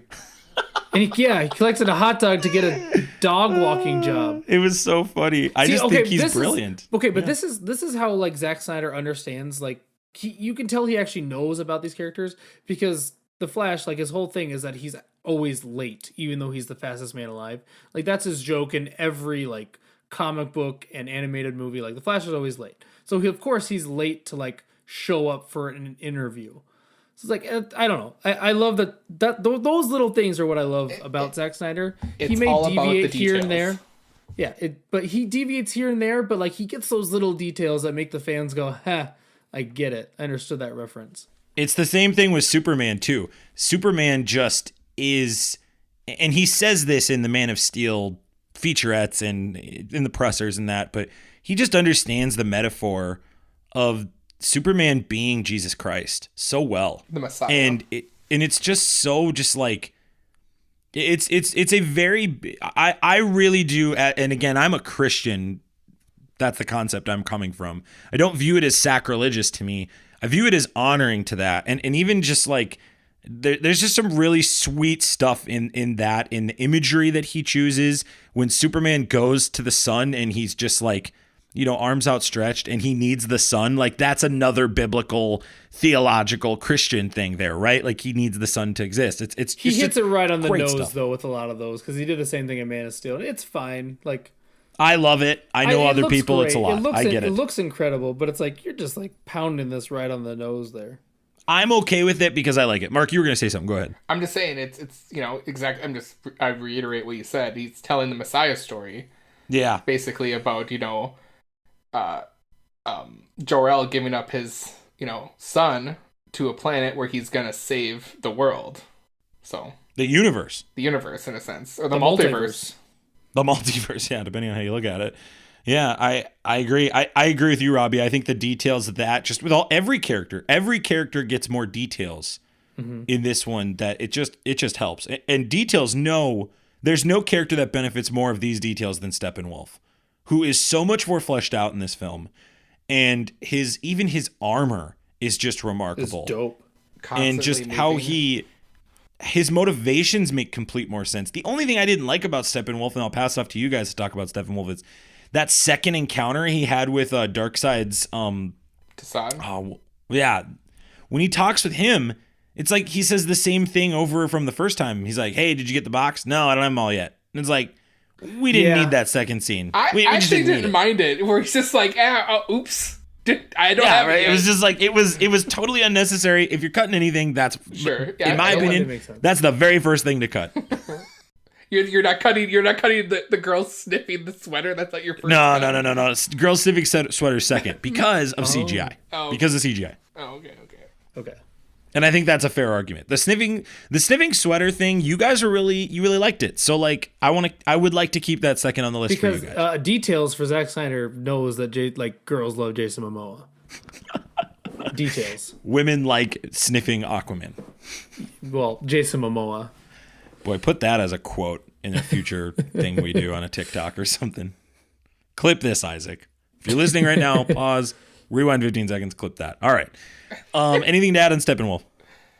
I thought he got a way better characters told in the Zack Snyder cut with him. Like, can we talk about how terrible he with looked? Darkseid. Yeah. Can we talk about how terrible he looked in Joss Whedon's cut?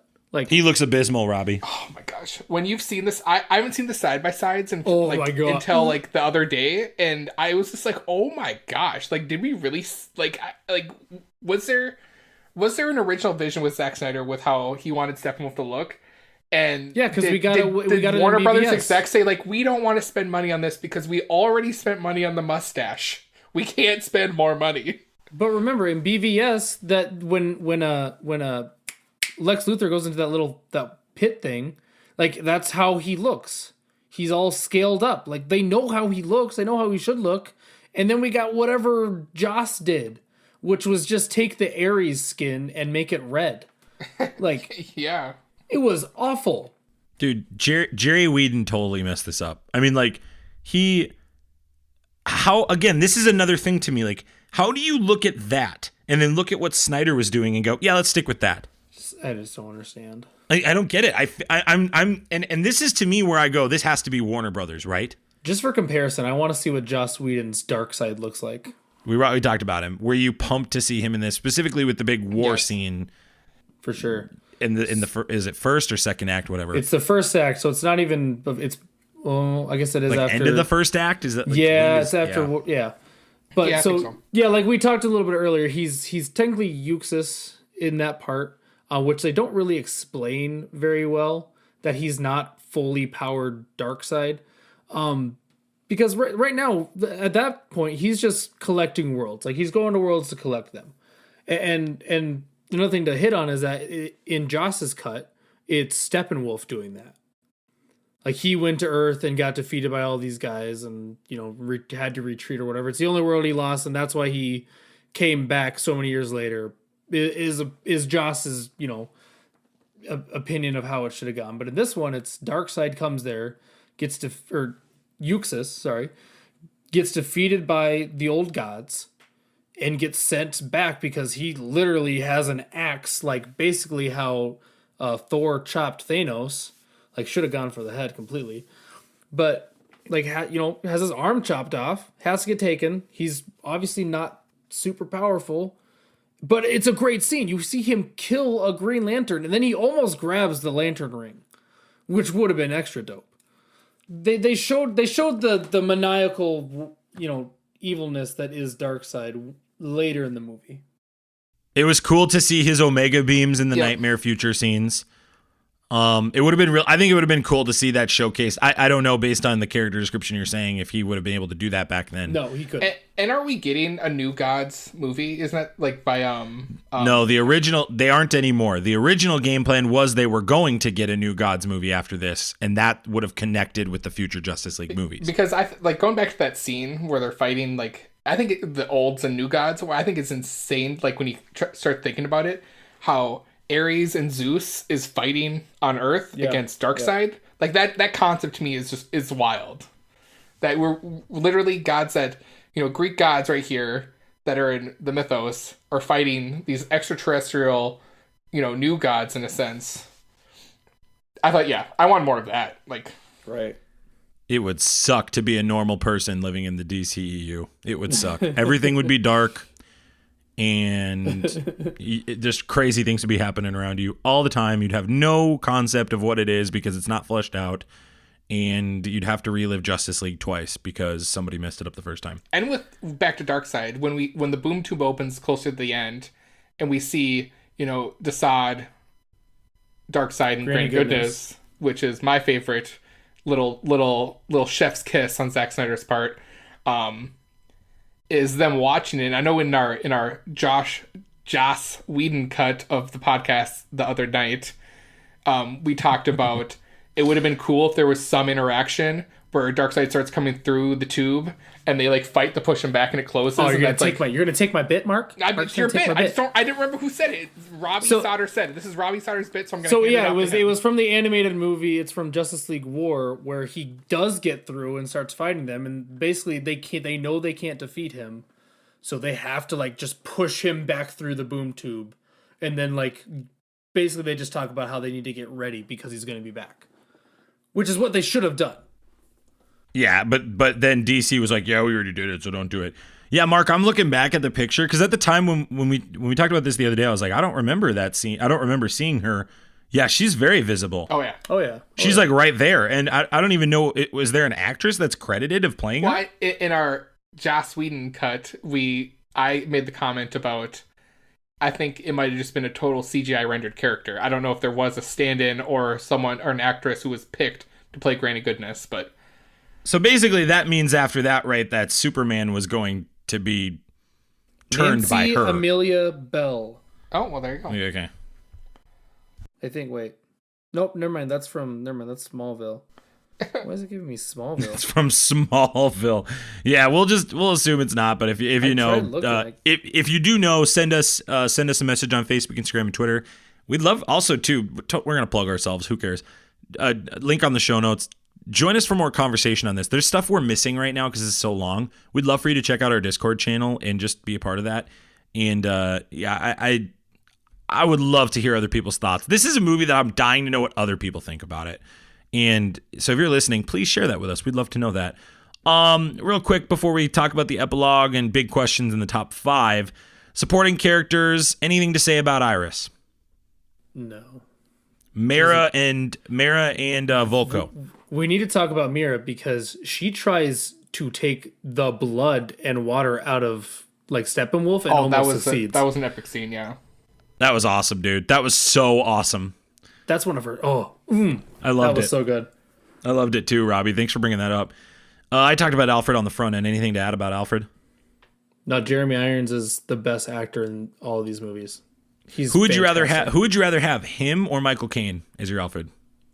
Ooh. I think that's the whole thing. I think it just depends on the Batman story you're telling. I think give me Jeremy Irons.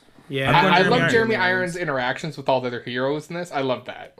Yeah, I think I go Jeremy. But also, Irons. this Alfred is more of the his backstory was he was more in Secret Service stuff. So it's like he knows how to build. So that's stuff. more canon, isn't it? That's more canon to the comics. I mean, it depends on your Alfred. Yeah, that's what I'm saying. It depends on the story you're telling. Here we go. This is Depends again. multiverse story you're telling. This is the part of DC people that just drive me nuts sometimes. It's like, will Batman win the fight? And every time you guys go, if I ask if Batman wins the fight, you all go, how much prep time is this? Right. How much prep time? Yeah, it always happens. If Zane was here, he could tell you for sure because he's the third biggest DC fan. Well, and Zane also has really fast internet to get to Google on his cell phone. That is fair. So yeah, he's got that. Lois Lane. Silence.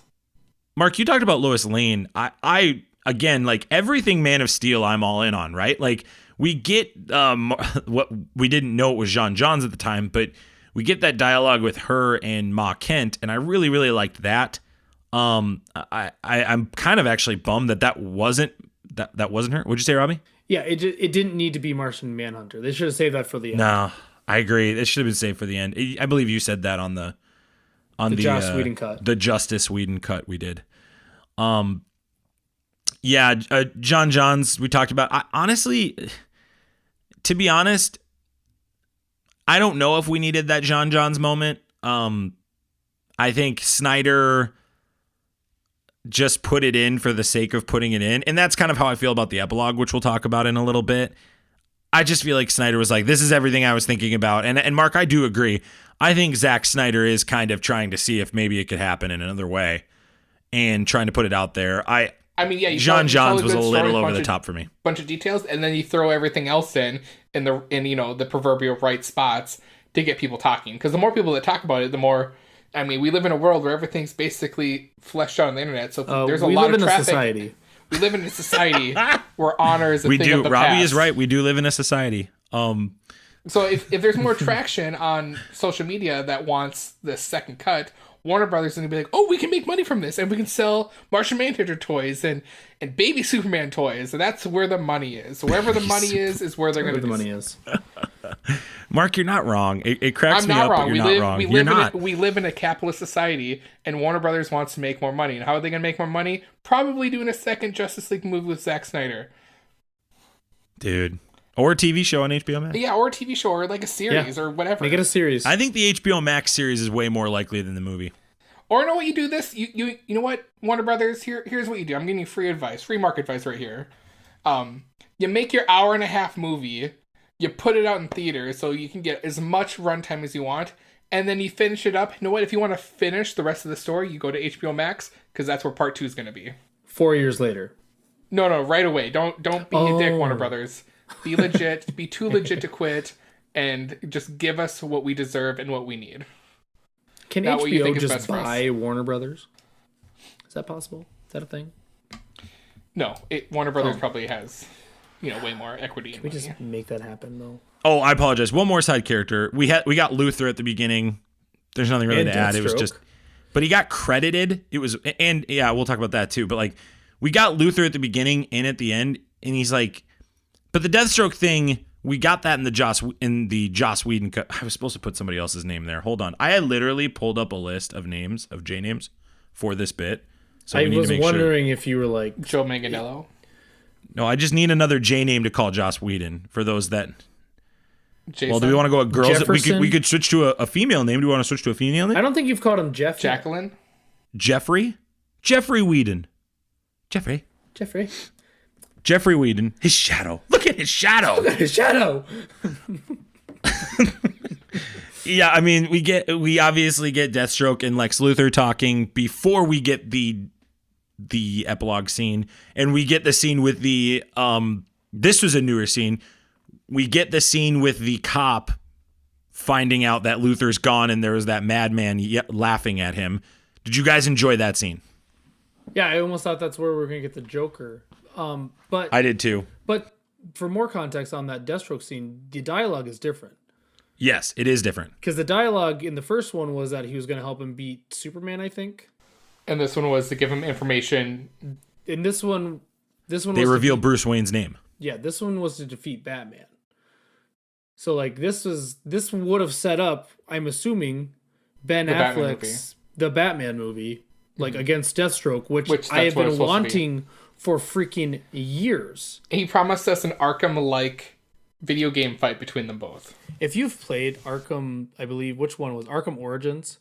Any of them. You have to fight Deathstroke in that like three quarters through the game.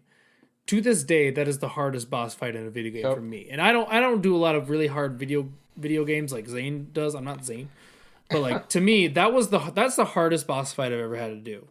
Like, that thing sucked. If they do a actual like rendition of that in the theater or at home, because we're not going to theaters anymore, like I'm all in. That's all I want. Just give me that for 25 minutes and I'll give it a 6 out of 6. Well, Mark, you wanted Manganiello in that role all day, right? That's your guy. I want Joe Manganiello in anything. Anything. Randy Savage in a wrestling movie. I'll let him play Batman. You can let him play Superman. Heck, I'll let him play Wonder Woman, even Aquaman. Big D&D guy. Big D&D guy. Yeah, I do know that. Yeah, I mean, I Lex Luthor looked great here too. Sounded great. I mean, Eisenberg may be weird and goofy, but that's what they wanted with this Lex is he's supposed to be like a young tech guy in the tech industry. And that's where he made, obviously he inherited his company, basically, or like a mix between him and Zuckerberg in a sense. But like, yeah, it's very meta in that way. Or casting evil, him, right? Okay, whatever. I like Luthor in the role too.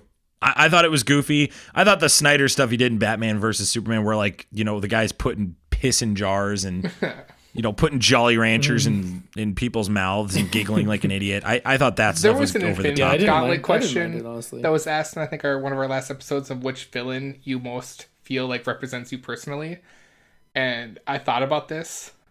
I think I'm Lex Luthor. If I have to be a villain, that's who I am. Good for you, Mark. I think that's big. I think that's big of you to admit that out loud. You're welcome. And probably anything Bizarro. For the Infinity Bros universe. Yeah, but I thought it was cool that he dropped his name. I thought that would have been an interesting way to go, Robbie. And I mean, who knows? Who knows what's going to happen? We just gotta hope. We just how gotta did he get that hope information? Yeah, how did he get the information? That's the other thing. Because he knew in Batman versus Superman. So the question is, how did he get it? And that's obviously crazy. And then the big epilogue scene, we get Joker, we get Mara, we get Flash, we get Cyborg, we get Magnello's back as Deathstroke. With a mohawk. And say it again? With a mohawk.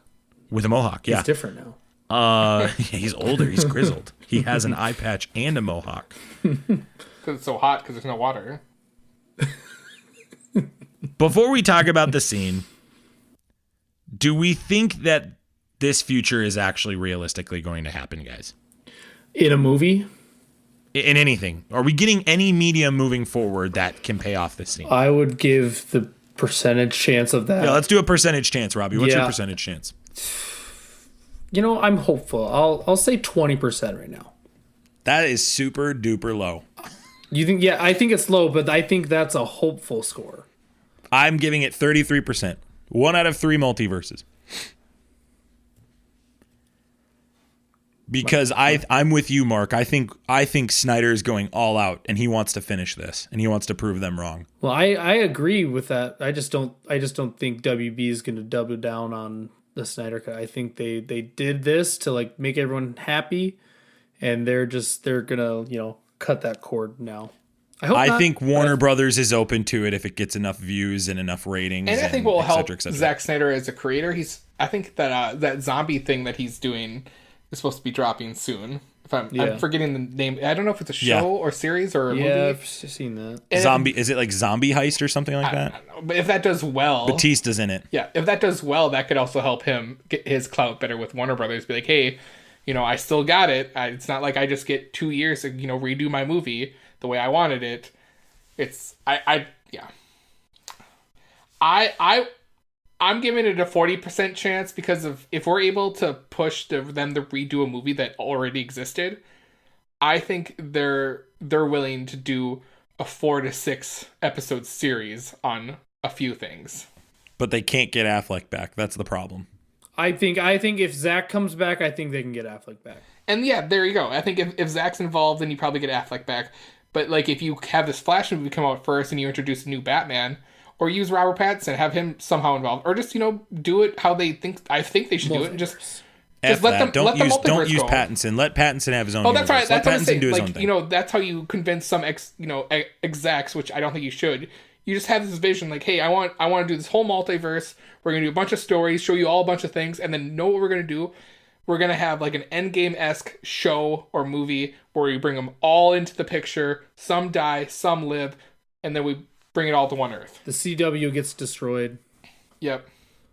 Brilliant. Just like how the CW did it, basically. It would actually be great marketing for the CW, which DC's invested a ton in. I mean, and know what? You bring back Stephen Amell to be the Green Arrow in this universe because I think he did a great Green Arrow. You don't need him 100%, and he has to get big fights. Yeah, I mean, basically, like he's probably your Arrowverse person that survives and gets thrown into this. He's the one who has to be the patriarch of that universe. Yeah. It has to be him and the Barry Allen of that universe. Grant Gustin. Grant Gustin's got to be in it too. And obviously, spoilers for The Flash on CW if you don't know this, but during the Crisis on Infinite Earths mix-up, we had an episode a long time about this. I'll figure out what episode that is and put it in the show notes. But Mark and I... It was literally last year, I think in December, like 2019. We reviewed that they had a crossover where Ezra Miller met Grant Gustin's Flash. So that indicates either what we see currently in the Justice League movie, that he's already traveled through the multiverse, right? Or he's done it later after this movie. Because there's probably a reason why in this epilogue he has that suit on, because probably he knows, and they probably planned, hey, if stuff goes downhill, you need the suit to run faster so you can get to the other multiverse safer. Well, we saw the suit in BVS. It's the same suit he was wearing in BVS. Yeah, I know. I'm just saying, like, eventually that suit gets created probably for time travel or multiverse traveling.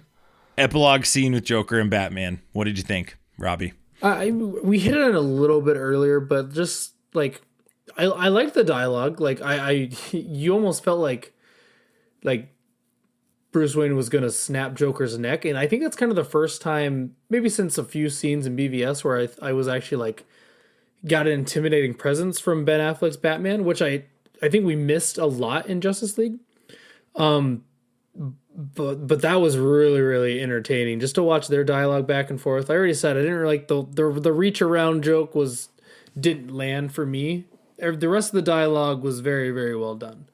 And obviously it leads to a bigger conversation about what could be next, and if we're even going to get any of that next. But I want to know what happens to get to that point. Like Mark said earlier, how did they go from the ending of the Snydercut to there? I want to know what happens. Where in the story is Batman enlisting the Joker? Where in the story is Deathstroke being like, I need to partner with Batman because if I don't... How desperate are they? Yeah. That's desperation. And the fact that Mira is carrying around they're in gas cans, but I'm guaranteeing that's water because all water is probably just gone. And her power is derived from moisture. So she needs the water to fight. Now, you can actually find all this out because Zack Snyder has told people what this is. If you're somebody that believes that this could happen down the line, I'm not going to spoil it for you here, but you can go find those things on Mark. I believe Fat Man Beyond talks about this as well. They sure Am I do. correct on that? Yep. Pretty sure Kevin Smith has had a whole episode on this before.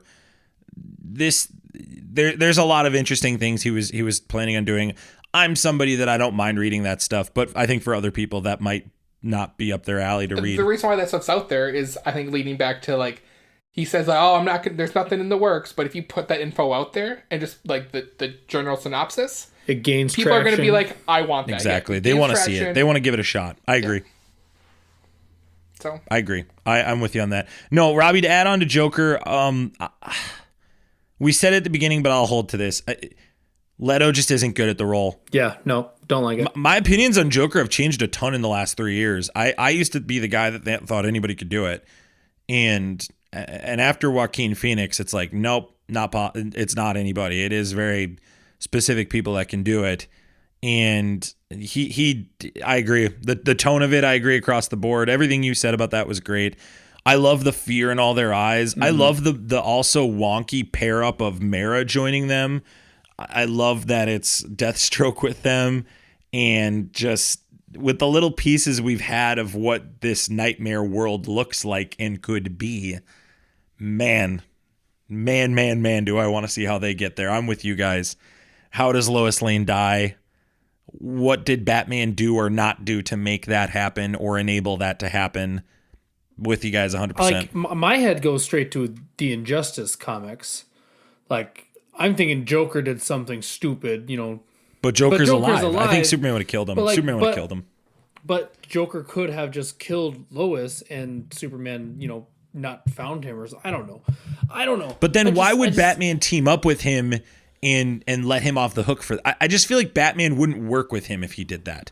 Right, but it could have been at the point where like Joker somehow got away from Superman for so long that now it's been too long and Superman has just gone completely off the deep end. And I don't know how you make it work. You're spitballing. Or somehow Darkseid sets up the murder of Lois and it makes it look like it's Batman. Well, and it also makes sense that Lois is so prominent in all three movies now. Like it makes way more sense that she is like in particular with Justice League. She was just like, especially in Joss Whedon's version, she was just there and you were like, why are we showing her so much? I know that like everybody misses Superman, but we like don't need to see her doing this. In this one, you need to see her. You need to see her going to his monument or memorial every single day. You need that. And to get to where Snyder was wanting to go, it's clear and obvious she was a critical piece of the puzzle. I guess I don't have a whole lot of thoughts on Lois Lane. Like, she obviously has her role, but like in this movie, she's just kind of there. And that'd be interesting if they go down the track with Lois Lane, not make her the damsel in distress, but make her the badass Lois Lane that she is in the comic books, right, or in the animated series. That's what I'd like to see. Yeah, more. I mean, you kind of get that in Man of Steel, but I think you could flesh that out more instead of just making her. Batman versus Superman in Justice League, that's out the window. Yeah, I know. Yeah, for her to hide away for months isn't really a Lois Lane trait. And she's pregnant hiding too. It's like, nope, don't buy it. Allegedly. Don't. Well, he confirmed it. So, and we got a shot of a pregnancy test. So there you go. And her going to the bathroom. but so at the end though, there's a small like Bruce congratulates Superman like when they move in and everything. And in my head, that was him congratulating them for being pregnant. I don't know if anyone. That's what I thought. That's what that's how I took it. That is too how I took it. Okay. What is he congratulating for? Like, right. Bruce Wayne bought the bank, gave him back Ma Kent's house. Can we talk about that really quick? Because I know you guys probably talked about it in the Falcon and Winter Soldier, where you have these heroes that like don't have money, but like that's their job is just being heroes. But like Tony didn't set up some fun for them. Like it looks really good on Batman now at the end of the movie that he bought back the bank, but like you were there when her son died. Like why weren't you just helping, all those months during like afterwards? Like then obviously he comes back and then he helps, but it's like, Bruce, like come on dude, like you know what's going on, like you have the connections here, like why aren't you helping Ma Kent out here, dog? Like I don't know. And with the Avengers universe, how does Tony, when he die, not have a fund to go out to an Avengers like facility or like a just fund for those guys to have money? Yeah. I know for the sake of storytelling, spoilers for Falcon and Winter Soldier episode 1, Sam needs to not have money to make the story they have work. Right. But it's just still like, it's silly that part. No disrespect to the MCU, but that a D to a house if he doesn't have money. I know, Mark. I or know. A social security number. I know. But it just does. But that's Tony was so forth. He thought in the future so much. I feel like he would. Even in my like, just thinking about it from a marketing standpoint, like Instagram, like all the Falcon has to do is make an Instagram and push a product once a week. Like no. Like or a t-shirt brand. Yeah, or a t-shirt brand. Then we become the boys. Then we become the Seven. That's what they're looking like right now. Like they're looking like the boys, but they didn't do it right. Like, I don't know. Because like they're kind of the boys. He went to the bank like expecting to get a loan because he walked in and was like, huh, notice me, know who I am. Huh? We are skipping a ton. And again, please, if there's something we're skipping that you want us to talk about in a future episode, or you just want to send us a comment to talk about, shoot us an email at infinitybrospodcast@gmail.com. Questions here. Mark, Robbie, were you satisfied with the Snyder Cut? Immensely. I had an itch for 4 years that was finally scratched. I have a Justice League that I can be. How do I phrase this? I can admire this Justice League and be happy about this Justice League and talk about it and not go, oh yeah, I mean there was a Justice League. Like I can finally like talk about a movie that includes my favorite characters and is good. Because like, and I've said this right away after I watched this, like I feel robbed. I think the actors should feel robbed. The producers that worked on this movie should feel robbed of this beautiful, not like I'm not gonna call it a masterpiece, but it's close. I think giving it a 5.5 is close to calling it a masterpiece in our field, I guess. They were robbed of this incredible movie. Like they were robbed of this incredible movie. Ray Fisher was robbed of his star role. And no, Ray Fisher in particular. Yeah, in particular, this is egregious. This totally looks like sabotage, Robbie, from the outside looking in. Of just like, this absolutely looks to me like they were sabotaging him, Warner Brothers. Sure, yeah, so satisfying. Absolutely, I am ecstatic for how this movie turned out. Yeah, I was overwhelmed. The word you used was immensely satisfied. I'll use overwhelmed. I was downplaying the Snyder Cut. I was one of those guys that's like, it's not real. Mm-hmm. I was one of those guys that's like, it's stupid. This can't be real. This is so ridiculous. There's no way that this thing is here. And it was a joke. It was a bit. And I remember you would go back and I think in your heart you wanted it to be a thing, but you also conceded at some points like, yeah, realistically we'll probably never see it. Oh yeah, I made the joke too. I was like, oh yeah, release the Snyder Cut. Like never expecting it to actually happen. Right, but you wanted it. Yeah, of course. You wanted it. I didn't really care if we got it, to be honest. I thought there's no way it could be that much better than Justice League. And I know Zane's made that joke and we've given him a hard time. But as we found out more details and as we just got more information, like, hey, it's going to be 4 hours long. Hey, 90% of it is going to be my cuts. Now we find out 100% of it was Zack Snyder's stuff. I just think I was overwhelmed with this. I was overwhelmed with the content. It absolutely is going to require another watch. Mm-hmm. And I don't know how I'm going to budget my time to do that because I like budgeted an evening to watch it 4 hours straight. And I'm like, right. I'm just going to have to watch like a TV show, like you say. And I don't really go back and rewatch things if they're past 2.5 hours unless I really, really like them. So that says a lot about this movie.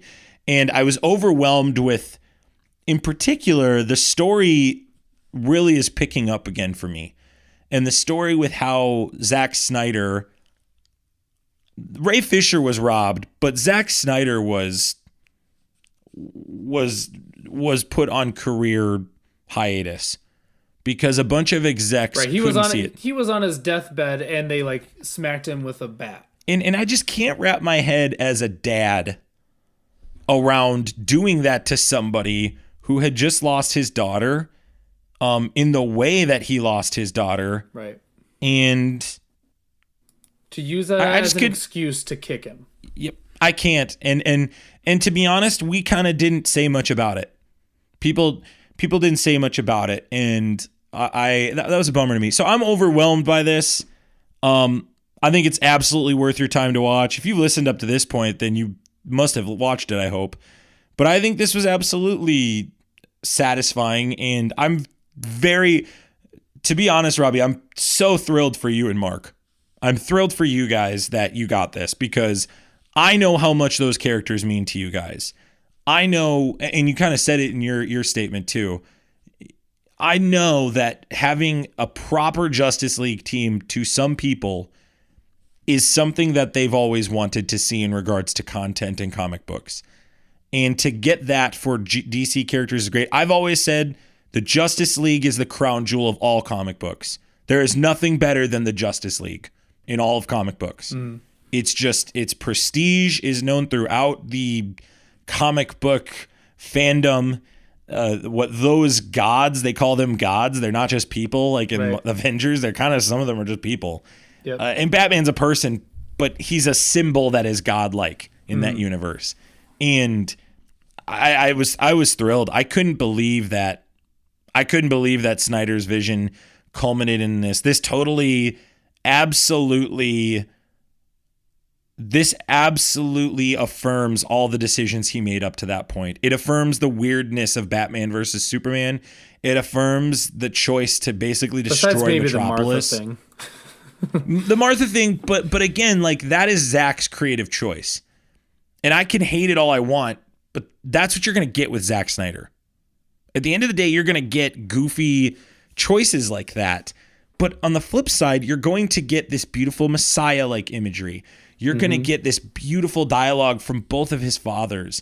You're going to get this and yes, it was 9/11 imagery. And to some people, it was very off-putting. But to others, it was cathartic. And to others, it was this symbol of, like, you know, Superman is saving the day in this 9/11 circumstance. When 9/11 happened, people didn't just go save the day. That didn't happen. And I think Zack Snyder speaks to these things, and I'm overwhelmed. I'm so thankful for DC fans that this movie exists. And I'm so pumped to, like, start it from the beginning with Man of Steel and rewatch it. Mark, were you satisfied with Zack Snyder's Justice League? Overall, yeah. Yeah. I'm satisfied. I 5 out of 6 it, so I'm satisfied. Okay. I want more.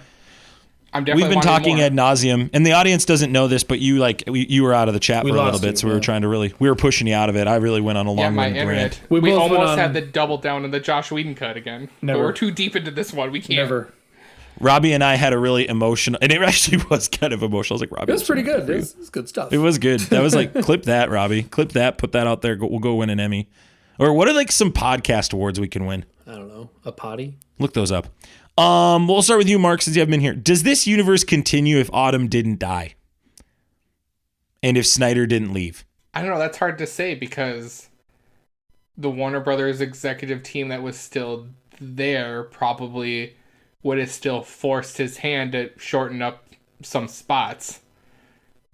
I don't know. That's hard to say. I think it would have been a better movie. But to get a second Justice League would just be all dependent on how much the first one makes. So I'd say it's a higher chance. Very, very much higher chance than the Whedon cut. So it's just, yeah, it's a really touchy subject, I think. Like and we've gone constantly throughout this, but, like, this man had his daughter commit suicide, and we don't know what's going on, but, like, and we don't know what kind of state he's in. Like, you have to understand, like, a father is going to need time after that. Anyone needs time after something like that happens. I guess, like, I just want to know, like, how long did they wait? You know, was WB like after that happened, they're like, oh, we're really sorry. And then they're, like, whispering behind his back, like, this might be our chance to get him out. Like, it just seems so dirty to me. If Autumn, Zack Snyder's daughter, was still alive, I guess I would think that Zack would have got his 2.5 hour, 3 hour vision out. But yeah, who's to say? I don't know. Maybe they would have found some other way to remove Zack Snyder. I think no matter what, I hope that they were already, like, trying to get him out before the death of his daughter. I hope that's what was going on, because if they thought about that after, like, screw those guys. Like, yeah. I echo everything you guys are saying.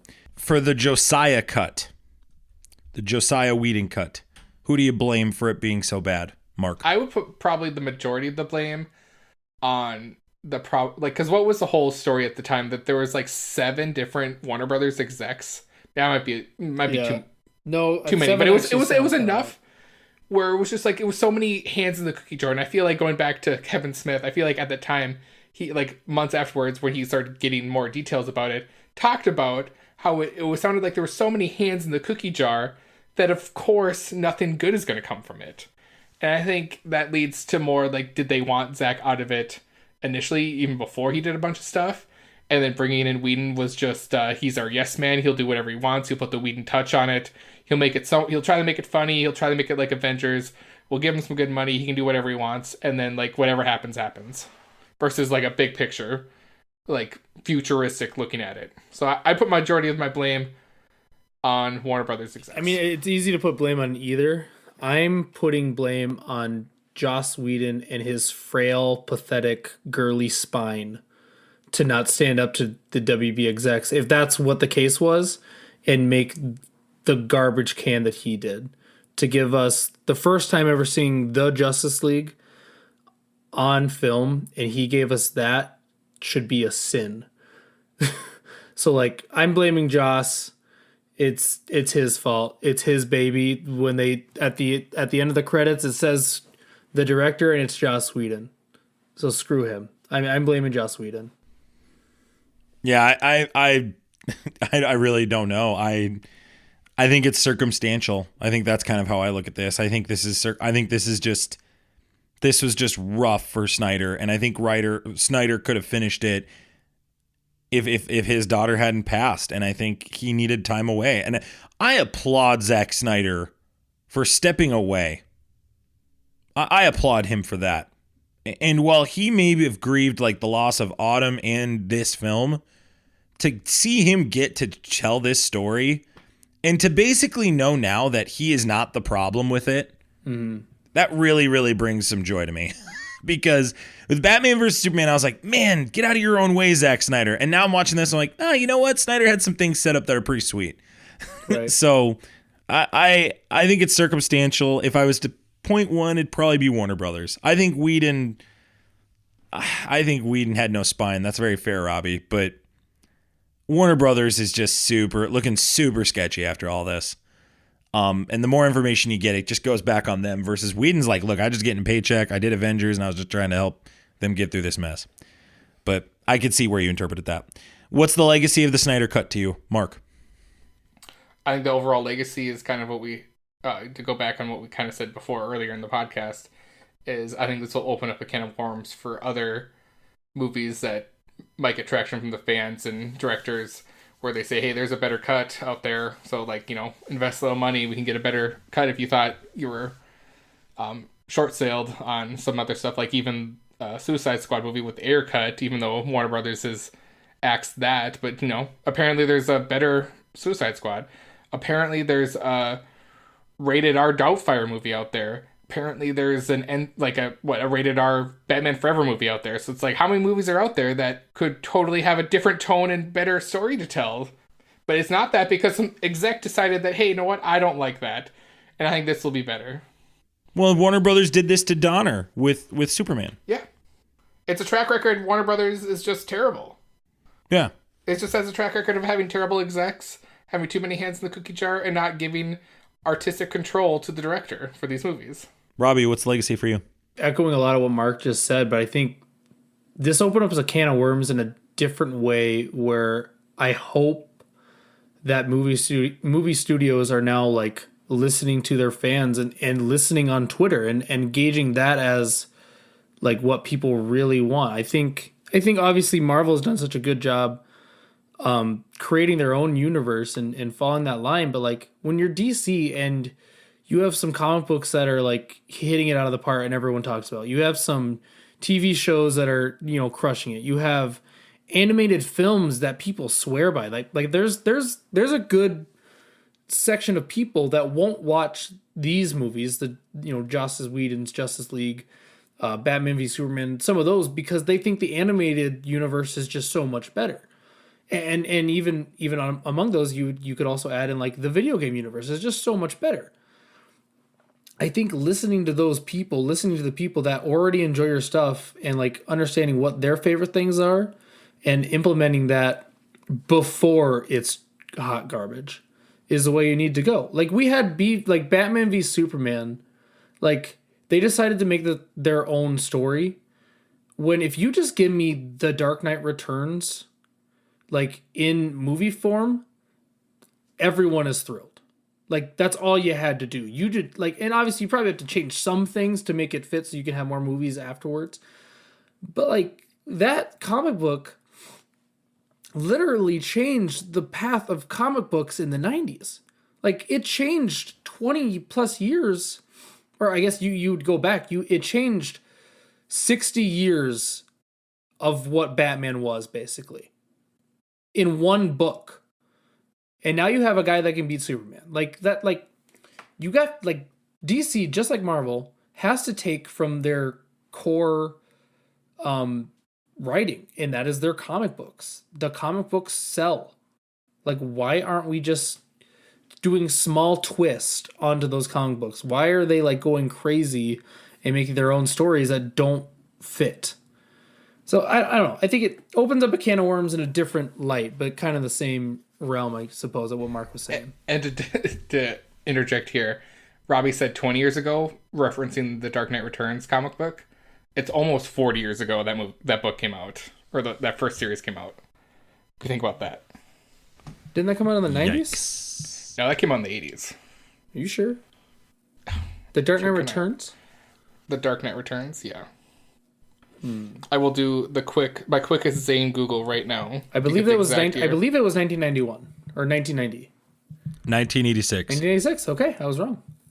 Wow. Well, That's why Batman called me the best Batman DC fan. He did. There's a reason why I have this title. Dude, that's still, I mean, 90s or 80s, it's still a long One thing long I wanted time to even push farther what Robbie was saying about the fans being, you need to listen to your fans at this point. Think about it like this. If with the emergence of streaming services out there, you to have people decide to spend a monthly income, their disposable income on you, you have to have content they want to watch. Right. You know what Netflix doesn't have? A toy chest of superheroes to choose from. Right. DC, Warner Brothers does. They have a service to make content and put it out there. You just start making all that content you want, and if it's and the fans will tell you if it's rewatchable. They'll tell you on the internet. Well, it's why Disney you'll be able Plus to tell has how much blown you're up watching so quickly. Yeah. They have Star Wars and Marvel, like, yeah, and they're giving it to us. Like, just do HBO and WB, figure it out and do that. And they can. They have the whole. They own all their characters. Right. They're not like where it's split between Sony and Disney. So No, I agree. We need to get moving into the top 5. We're going in 3, 2.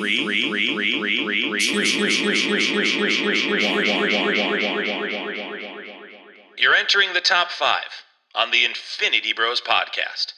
Starting now. Every week we like to close our show out with a water cooler discussion of something in the previous weeks or days that was eventful or impactful to us. Maybe it's a goofy question or whatever. This week it's the top 5 Justice League moments from the Snydercut. Robbie, you have a lot of honorable mentions, so let's list those real quick. Oh boy. Okay, so I kind of did this whole, my entire like list is basically just combining stuff together. But here we go. So let's throw this. Okay, the longer Themyscira fight, like, obviously could be cut down for theatrical release, but for the Snyder Cut worked. I loved that. I loved you finally got Hippolyta's emotion to, like, basically killing hundreds of her Amazonian warriors. Instructing that to happen. So that's big. The Atom Ryan Choi, just actually giving him the role that he was cast for is big. Finally having a role for the actress who plays Iris, Flash saving her, which hopefully leads into, the next Flash movie. The Steppenwolf fight at the end is so much better because, like, our heroes actually kill him, not his parademons, because he gets scared. That was much better. We hit on this character's getting named. That's a huge one. Martian Manhunter showing up, which I wish was just the end. Stupid jokes getting removed. Like, did you bleed?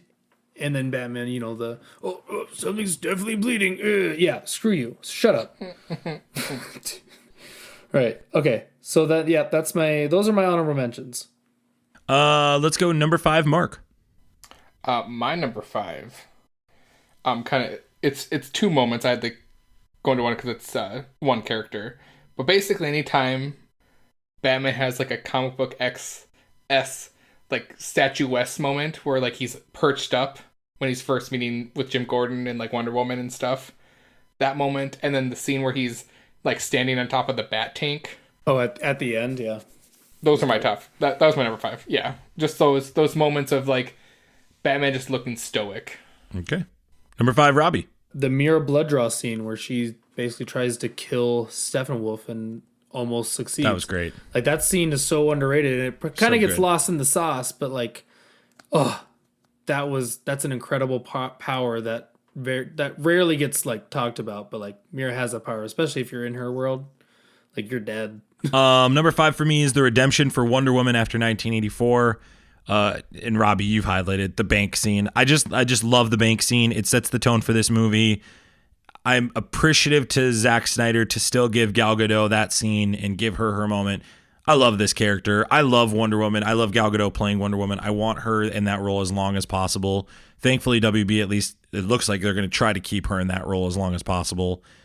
This is a great scene and great redemption for that pitiful movie, in my opinion. So, Mark, number 4. My number 4 is the multiple times the multiverse is brought up. I think I think that's the hype that can lead to more stories being told from this movie or this cut, is that constantly being brought up. So, Mark, I would add that that's my number 4 as well, and I would add on the depth of storytelling within the universes that each character, like worlds that each character comes from, right? So like you're getting more detail from Aquaman's world and from Flash's world and from Batman's world. But I agree, like it connected universes literally and metaphorically. And that was my number 4 as well. Robbie, what's your number 4? My number 4 is the Wonder Woman bank scene. I think we've hit on it a bunch, but like it sets this it sets the tone for the Snyder Cut. Like, obviously you have the beautiful imagery that Snyder loves to do at the beginning of movies, but once you get to that scene, that sets the tone for what to expect for the rest of the movie, with the action, the violence, and the power that is Wonder Woman and we're going to see for the rest of the movie. So that's my number 4. Mark, number 3. My number 3 is the prologue sequence in the Nightmare. Just kind of seeing the ragtag group that Batman's leading. Oh, the epilogue. Are you talking about epilogue? You said prologue again. Do you know the difference between prologue and epilogue? Yeah, prologue is in the beginning, epilogue's at the end. And I did it twice. Freudian slip. The epilogue. My bad. I'm sorry, Infinity Bros universe. If they're still here, they're very, very, very big members of the Infinity Bros universe. The epilogue part, just like seeing the random character, like villains in a sense, that are part of him, and then Mira being the one that's still around fighting the good fight, and then the interaction he has with the Joker. I thought that was, I loved it, even though some people did not. Robbie, number 3. My number 3 is just the inclusion of Darkseid and more in-depth story on him. From the beginning scene when he's useless to when we finally see him as Darkseid, and then when we see the epilogue scene or whatever, or no, it's not the epilogue, but it's what Cyborg sees, where he sees Darkseid just wrecking people. The inclusion to finally have like the big bad for the DC universe, like he's our Thanos basically, like, or he was Darkseid before there was a Thanos, if we want to be technical. Yes, we do. But to have him show up finally, and he doesn't do a ton in this movie, but there's like sneak peeks of what he can do and could do if he gets a movie. So just the inclusion of him is huge for me and for all DC fans out there. Number 3 for me is Cyborg's backstory. I thought this was a welcomed addition. We've talked about it ad nauseum, so we'll just keep moving on. But Ray Fisher is clearly getting screwed. This is great. This is dynamite. He's the heart and soul of this movie. Mark, number 2. My number 2 is kind of like what Robbie was with Darkseid, but mine was more the exact scene, I think, towards the end where him and Desaad are having that conversation about, like, what to do, and Darkseid's like, well, we'll use the old, ready the Armada, we'll use the old ways, just setting up to like there's going to be some ultimate war out there, and that's good. We're going to need like a legion of superheroes to probably fight this battle. So it's like I like in my mind it's like I want that. Give me that. Legion, Titans, Green Lanterns. I want it. Red Tornado, give me everything. Number 2, Robbie. My number 2 is the Speed Force. Is Ezra Miller going, as the Flash, using the Speed Force to stop basically the destruction of the DCEU and saving the day basically. The inclusion of that and that whole scene is huge for the expansiveness of what it can produce, because yes, the multiverse is mentioned a bunch of times, but this is how we get there, through the Speed Force and through the Flash being able to tap into that. So yeah, that's my number 2. Number 2 for me is killing Steppenwolf. And the reason it's my number 2 is I love that every character played a role in it. I love that Cyborg had to really get the mother boxes to stop being so goofy. Flash had to reset the timeline completely to get that going. Batman had to fight off the parademons to give the heroes time. Then Superman unravels the boxes, knocks Steppenwolf back into the trident that Aquaman's holding, and then gets his head cut off by Wonder Woman. Like, just it's such a great scene, and you nailed it, Robbie. It just makes no sense to me that Whedon went the other way with it. And then his severed head is crushed by Darkseid's foot. Exactly. And it goes into, you nailed it. It goes into Darkseid's lap. It's just like, it's just perfect. It's just such a perfect way to end this kind of movie. Loved that. Robbie, I'm going to go first with my number 1 because you already said it. Number 1 for me is the Speed Force scene. It's the best scene in this movie. It might, to me, be the best scene in this whole Snyderverse universe. I will not stop talking about how much I love this scene. I think this is the one thing I think WB did right with re-releasing this. This, to me, is clearly obvious of where they're going with the Flash down the line. I love the way that it connects to his dad. I think Ezra Miller, to me, is the best character in this movie in the sense of just like the levity he brings to this such dark universe is so needed. And I really, really, really like this Flash. And I love this Speed Force. And it's just a culmination of all the events and CGI and emotions. And I really, really like this scene. I echo everything you're saying too, Robbie. That's just so much fun. Mark, what's your number 1? Same thing. Is the whole Speed Force and scene that not only does Barry Allen know what he needs to do, but probably he's done it before by accident. For sure. It's a great point, man. It's a great point. And where he has this rule that, he's not supposed to do this. So he's had some interaction with the Speed Force.